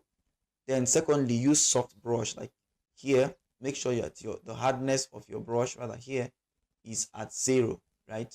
Use soft brushes for your work. Then focus on natural enhancements, right? That's subtle adjustments to enhance realism. Like you saw me, I wasn't trying to apply too much of everything until the image begins to look very weird, right? So try to maintain the natural light. So this is where the light was before, and notice that was still where they added our own lighting. This is where the darkness was, and that's also where we added our own bond. Next, we are going to start talking about restoring old photos. Now I'm going to turn this off and this off, and then turn this on, because that's what we want to work on right now. And this looks as bad as can be. To be able to restore this image, first of all, what are the challenges in restoring old photos? First of all, the common issue is going to be scratches, right? Dusts, tears, fading, discoloration, and all of this. Now, this particular image has all of this. So there is tears, there is dust, there is everything, right? So our challenge is, our goal will be to remove the imperfections, restore the original color and contrast, and even preserve details, right? So how are we going to do it? First of all, add your image like I've added mine. Then you will start with removing the scratches. But before that, I want to duplicate the image. So Ctrl J to duplicate the image. Then select the one on top and begin to work. So using the spot healing tool, of course, we're going to use these tools we've used before. So the spot healing tool here will try to remove the scratches and the dust. So these are scratches here, as you can see. So here, right. So let me switch this to content aware. Ctrl Z, content aware here. Then start clicking on it. As you can see, as I'm clicking on it, it's kind of going away little by little, right? It's a black and white image, so you might not be able to see much, but then you will see the difference when we turn on, when we turn this layer off and turn on the layer beneath it. So this is it. Okay, so trying to restore this very old image. Let me just show you. As you can see, some of the scratches are going away. Okay, so the next thing we want to do will be to start removing some of the larger tears and missing areas. Okay, so for example, here now you have some large stuff here in the leaves and in the body too. So we want to start removing those things. This is a perfect place to use the clone stamp tool and the content aware tool also. So let's use clone stamp for this. Select the clone stamp. I'm going to pick this area and then click on this, right? I just want to clone those areas exactly the same way they are and put them on the other areas. Right. You see, they look good like that. So I'm not going to do this for the whole part of this image. I'm just going to, do what we can do in this tutorial. Maybe I will devote a full tutorial to a full video to restoring old images. As you can see, we're already doing some good work here. I'm using the clone here. Hold Alt and click, and I will put the same thing that was here on the target location, just like that.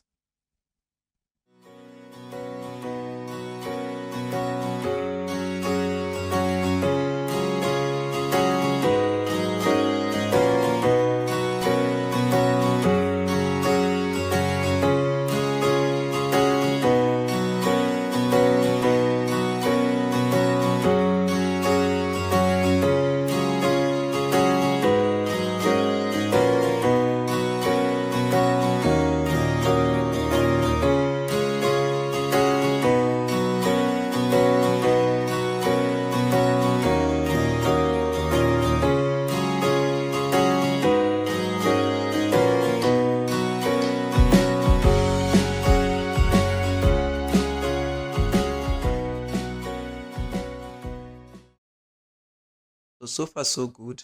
This is what we had before. This is what we have now. So we can continue doing this all through this image to restore it, but let's focus on the head and the face and get it done with.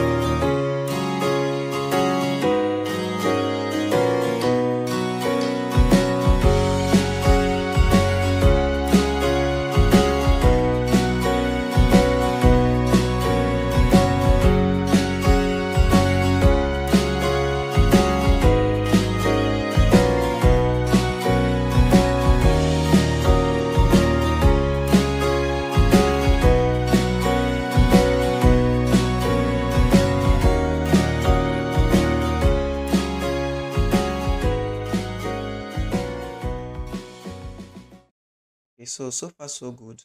We've gotten this from here to here. The next thing we want to do is to restore the colors. So before restoring the colors, what we can do is to add contrast to it. So I'm going to increase the contrast of the image and clip it into it as increase the contrast of the image, give it more depth and make it more alive. Right. So this is before and this is after. Right. And then we have to now add the color balance. So get the color balance and add it here. Now start increasing some parts of the image of the colors to restore those colors to the image. Okay. Yeah. Okay. Then go to the shadows, then increase the blue in the shadows. Right. The blue. Then the magenta, just like this. And then come to the highlights and add a little more of this to it. Okay. And the midtone again. Yeah.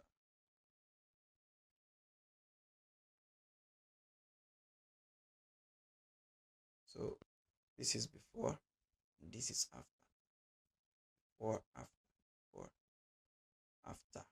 So we've done a great job working on this image, right, is getting it from where it was. Now imagine we work on all these parts of the image like we did on the hair and these areas of the face, and then apply the same thing on it. Would have restored the image reasonably. And then something else you can do would be to add the sharpen effect. So what you can do is to sharpen this image. Come to filter and sharpen, and then say smart sharpen. Then you can now adjust it here to look like what you want. So you can reduce the amount to make it look good, depending on your image, how blurry your image is and all. So you can turn this off and on. Okay, so we've made this a little sharper, and that is that. So what we can do is to now begin to remove the remaining imperfections in our image. For example, these areas, right, that are left to be touched, we can now begin to touch them. Remember, we are focusing on the face, so we can go back to our healing brush, then hold Alt, and then keep on working on this like so.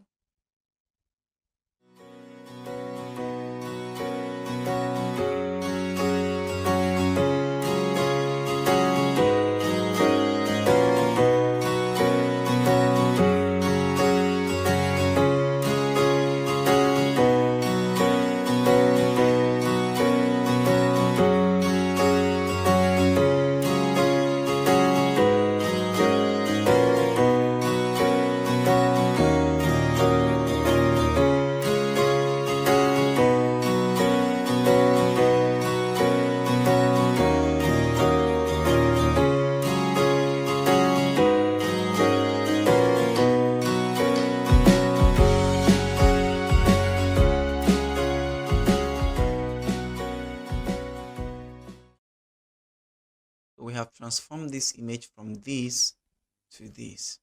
Now, is that not awesome? Is that not beautiful? So in this lesson, we've covered essential photo retouching and restoration techniques, including removing blemishes and imperfections, applying dodge and burn techniques for depth, and restoring old photos. These skills are invaluable for enhancing and preserving images, whether for personal projects or for professional work. So you can go ahead and start applying them in your work. If at this point you've not subscribed to this channel, click the like button and click the subscribe button. Also hit the bell icon to be notified when next I post a video. Remember, we are on Photoshop full course from beginner to advanced. We are on the intermediate level right now, and after this we are getting on to more advanced stuff. And this is all for you to encourage us to keep doing what we are doing. Subscribe and hit the bell icon, and I will see you in my next video.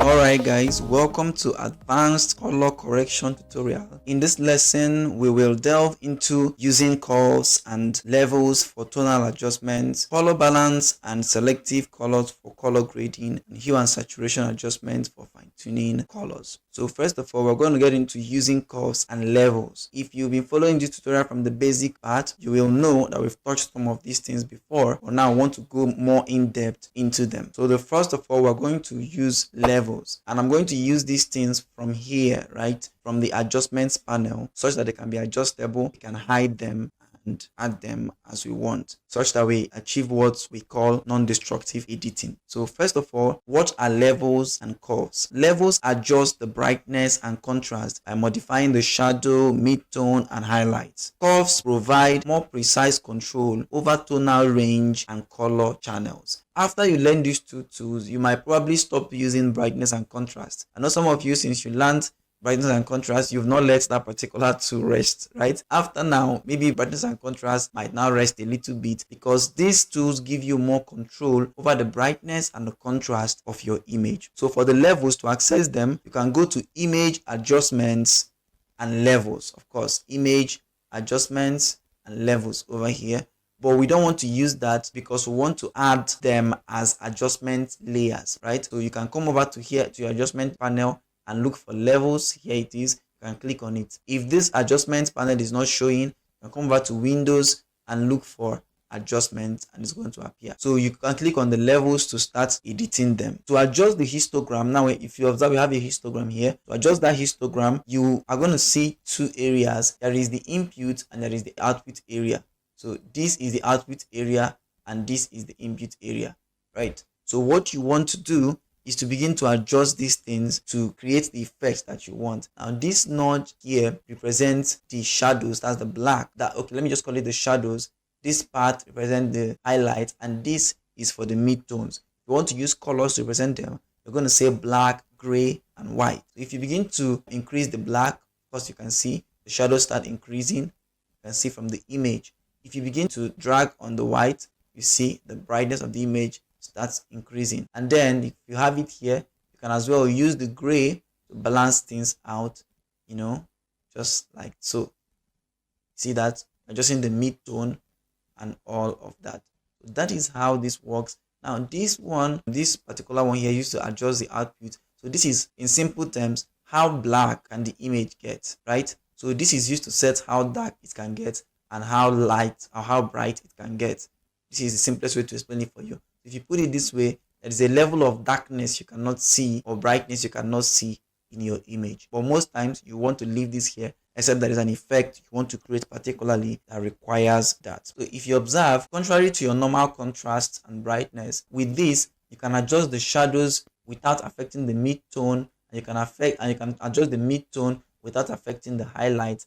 All of them are independent, so to say, right? So this is so beautiful to use. And then coming over to the curves, you can go to image adjustment and curves, right? However, like I told you, I want us to work from here.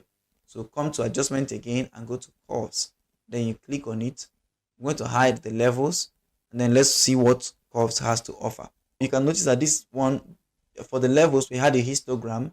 For the curves, of course, we have a graph, a curve. So you can actually add nodes or anchor points to this particular graph by clicking on it.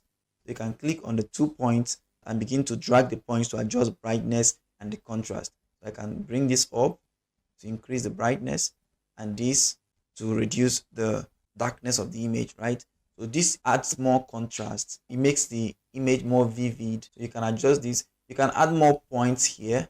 However, I prefer adding just 2 and dragging them around. It helps keep me control. At least I know I'm controlling the brightness up here and the darkness down here, and everything seems to fall in place when you do it this way. You can observe that with this you can increase the brightness of specific colors. For instance, we are adjusting the RGB right now, but that's both the red, green, and blue. That's all colors. So but you can actually touch the red alone. Let's say I want to increase the brightness of the red, so I can add an anchor point here, add another one here, and it increase the brightness. As you can see, the red of the image is increasing, or you can reduce it here and all of that. So you can touch specific colors and work on them to create the effects that you want to create. I'm going to press undo to revert to normal, get back to RGB. So I already shown you the S-shaped curve. This is used to create the contrast, right? So always utilize this S-shaped curves and don't always try to add a lot of anchor points everywhere.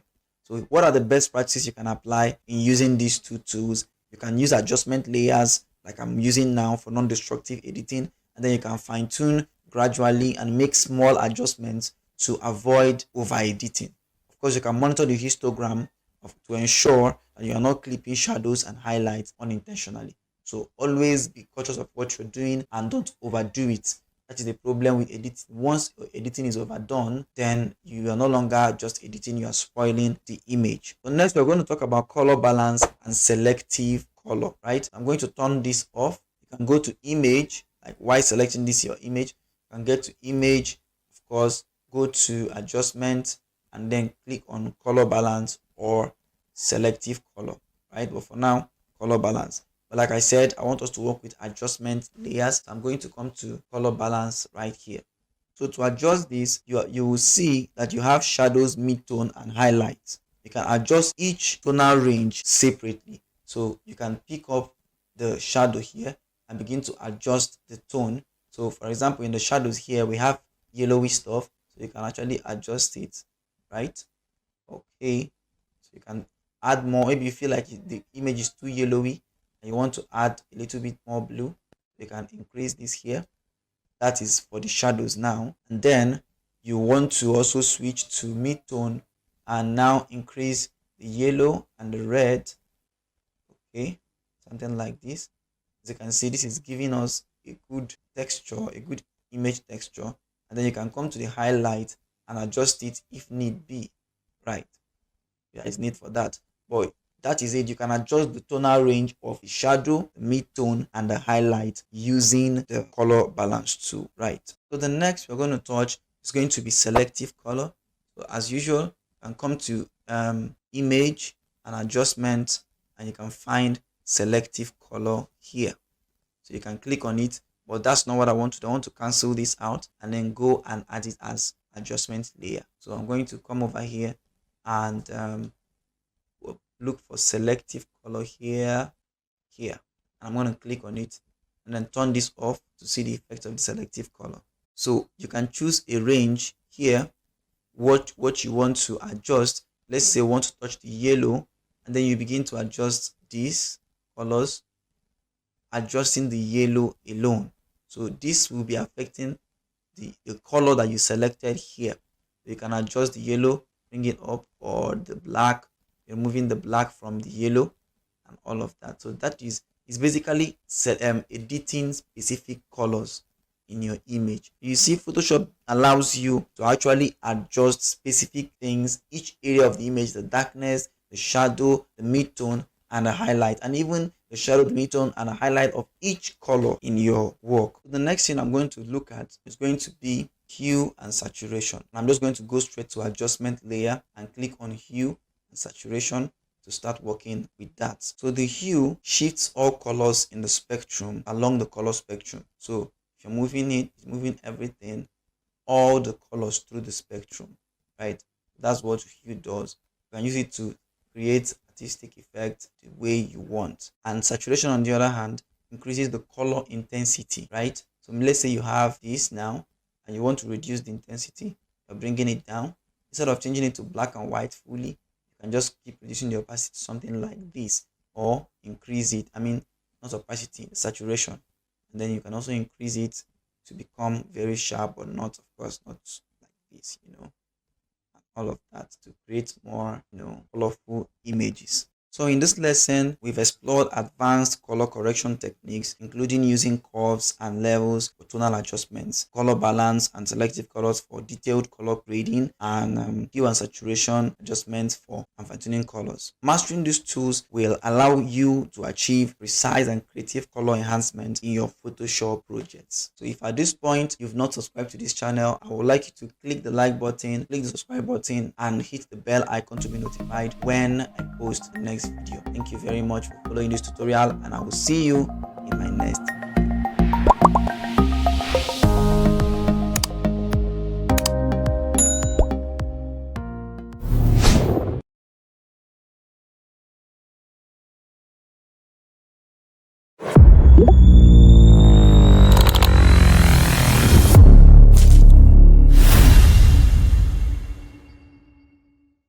Alright guys, welcome to today's tutorial. Today we'll be talking about filters and effects. Filters can dramatically change the appearance of your image, while effects can add creative flair.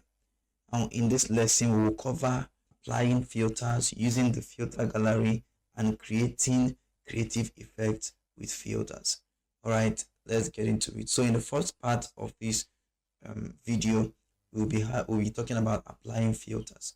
So the first thing you need to understand is how to apply the filters. Before then, what are filters? Filters are basically predefined effects that alter the appearance of an image. And there are different categories of filters. There is blur, sharpen, distort, noise, render, and the list continues, right? So let's talk about filter. So I've imported this image, right, for our testing. So the first thing you have to do is to select the layer you want to apply the filter. And of course, the layer must be active right here. So make sure it is not turned off for this to work.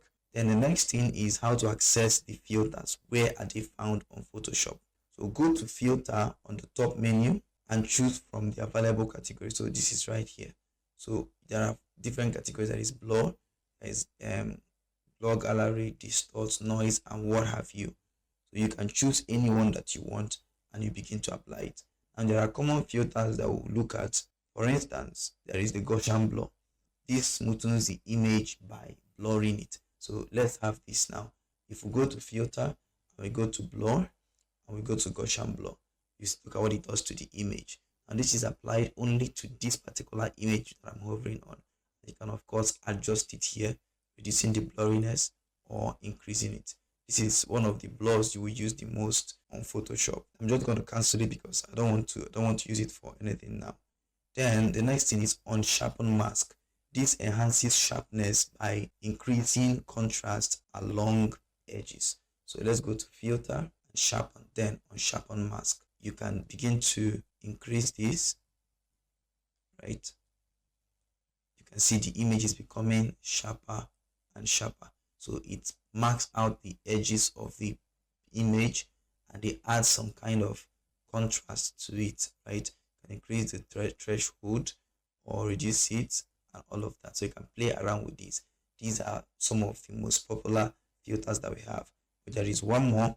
There is liquify. The liquify distorts specific areas of the image for creative manipulation. So it kind of distorts some areas of the image. So if you go to filter and you come down here, you can find liquify, or you can use Shift Control X to apply it. So it brings up this box. You can begin to play around with stuff here and what have you. You can adjust the density to see the effect it has. After you're done, you can drag around to adjust the image to get the effect that you want. So that's basically how the liquify works. I'm just going to cancel that. Then there is one more I'm going to show you, that is noise. This adds or reduces noise in the image. So as you can see, this image is quite clear, right? So let's try and add some noise to it. Go to filter and go to noise, right? There are different kinds of noise, but we're just going to just say add noise. As you can see, the image kind of looks a bit noisy. So you just increase the amount to increase the noise and reduce the amount to reduce the noise.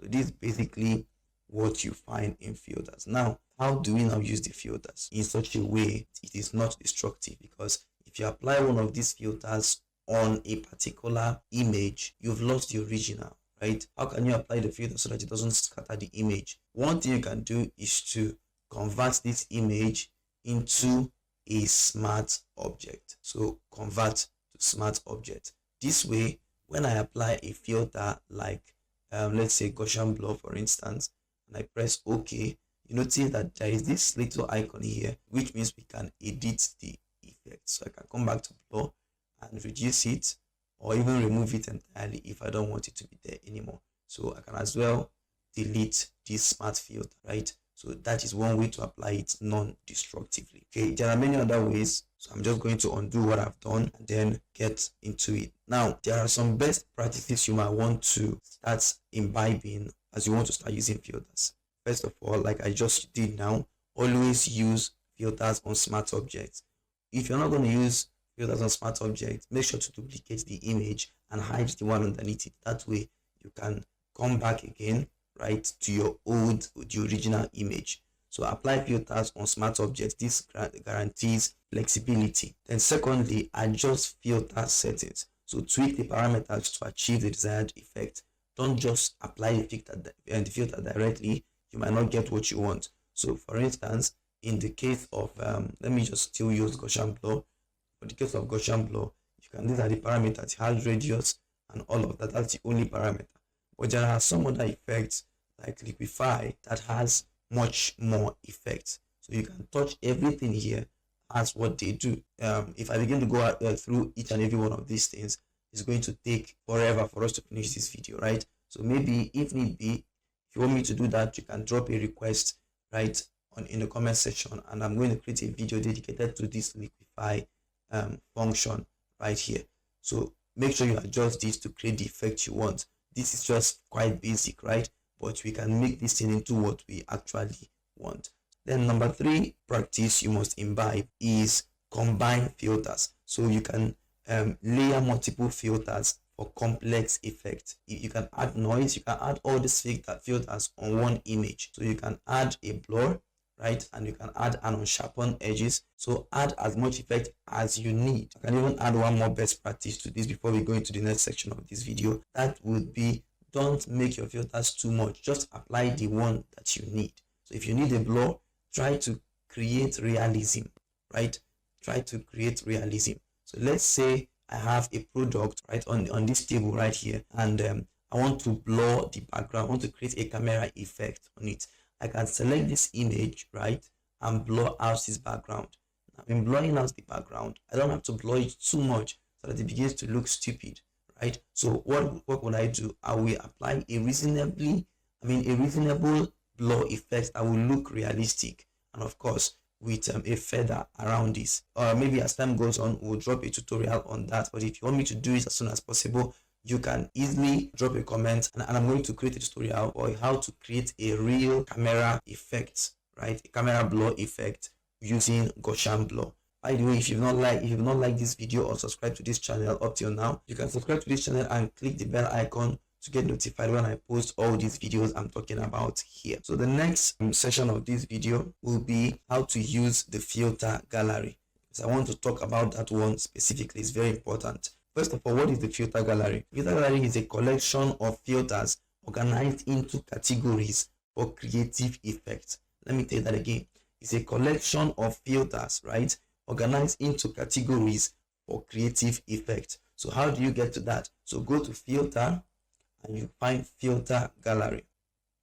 So as we begin to go about around it, you find different folders or categories. As you can see, there is the artistic category, there is the brush stroke, there is distort, there is sketch, there is stylize, and there is texture, right? So let's start with the artistic. If you open the artistic, you will find different styles that you can easily apply. For example, there is the watercolor. The watercolor, it simulates watercolor painting effect. Now, once you apply it, it's going to apply a watercolor painting effect on this image. So let's see. Just clicking it once, it adds it to it. So this image automatically looks like a watercolor painting. You can adjust this, right, to look the way you want. You can make it more detailed and all of that.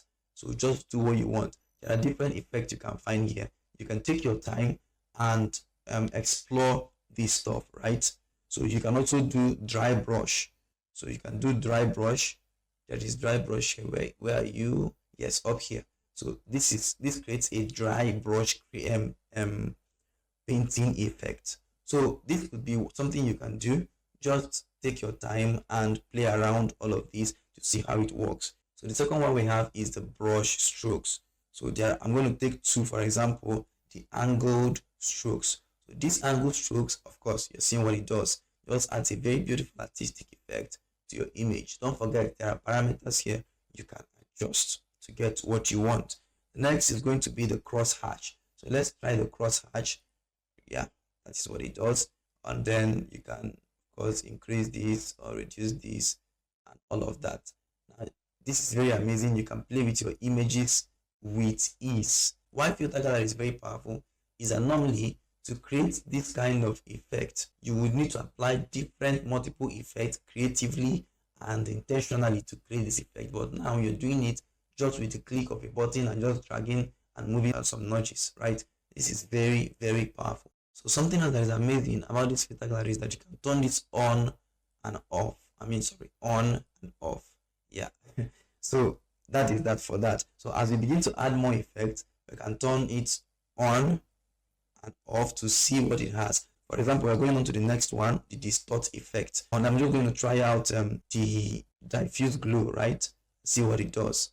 Of course, with the diffuse glow, you can reduce all of this, reduce the glow amount, right? So, and just add some kind of darkness in some of these places. That is what it does. So then there is the glass too. There is glass. You can create a glass effect on your image. So you can make it look more glassy as you begin to increase it like this. And then the smoothness, make it more smooth or less smooth. Now this looks more like it. Now this looks more like a glass right now. So this is beautiful, and you can scale it up or scale it down depending on the kind of glass you want to simulate. Then up next we have sketch, right? So inside sketch, you are going to find charcoal and you are going to find graphic pen. Let's check out charcoal and see what it looks like. Cool.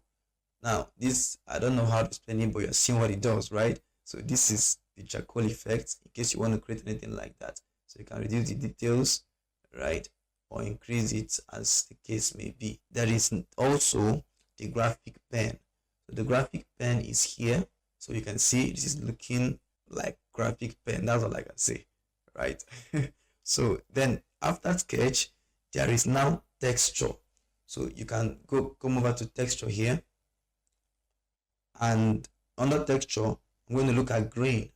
So you can see I'm adding some kind of grainy effect on your image. So this is very powerful to use.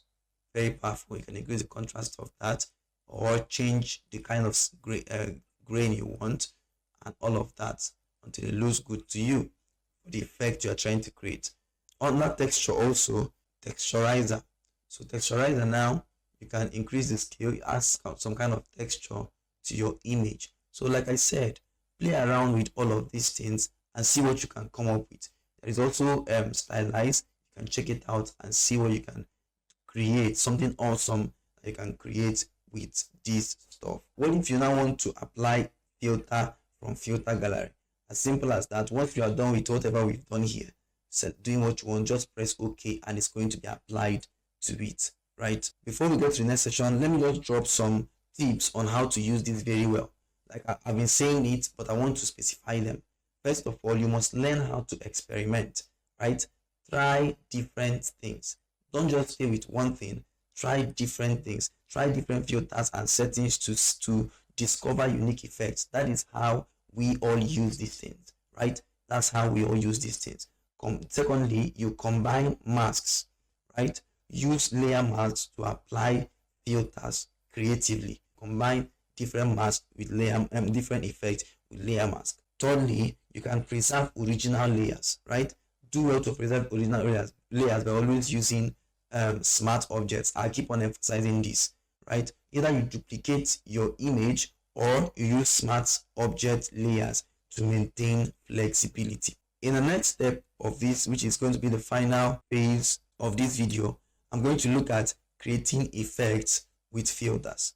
So I'm going to combine some effects to create some kind of unique effect. So I'm going to press undo on what we've done so far. Let's apply one filter, or rather, let me just say Control Shift Z to redo what I've done, because what we want to do is to apply one filter and apply another one to create a layered effect. So notice now we have filter gallery here, right? So we can come over to filter here, come to filter gallery and enter here and add another effect on top of this. So let's say I want to add a spatter effect on it. Turn this, change the smoothness and all that. So you see our effect is still there, but then we add another one on top of it. Okay, it's quite heavy, so you might not really be able to see what's going on, but see, now we removed everything. As you begin to add it, you see it doesn't really remove the one underneath, it just adds a little more effect on it. So I can use this to create something like this, right? Just increase this number a bit and we have this artistic looking image. After that, you can press OK. Secondly, we can use layer masks. We're going to use layer masks to select where we want our effects to be applied. Let's say in this case we have this mask, right? So you select the mask, press B on your keyboard and begin to wipe over a particular area. So you notice any area you wipe, you are removing the effect from those areas. So this effect is no longer applied on every part of the image, but only on the areas that we allow it to. So that gives you a lot more control over what you're doing. See, in this lesson, we have explored the vast world of filters and effects in Photoshop, learning how to apply basic effects, utilize the filter gallery for creative effect, and even combine filters to achieve unique and sophisticated results, right? So filters are powerful tools that can transform your images and add artistic flair to your project. So try out a lot of things. Make sure to try out these things, and I will be happy to see your results on the Tech Hive group.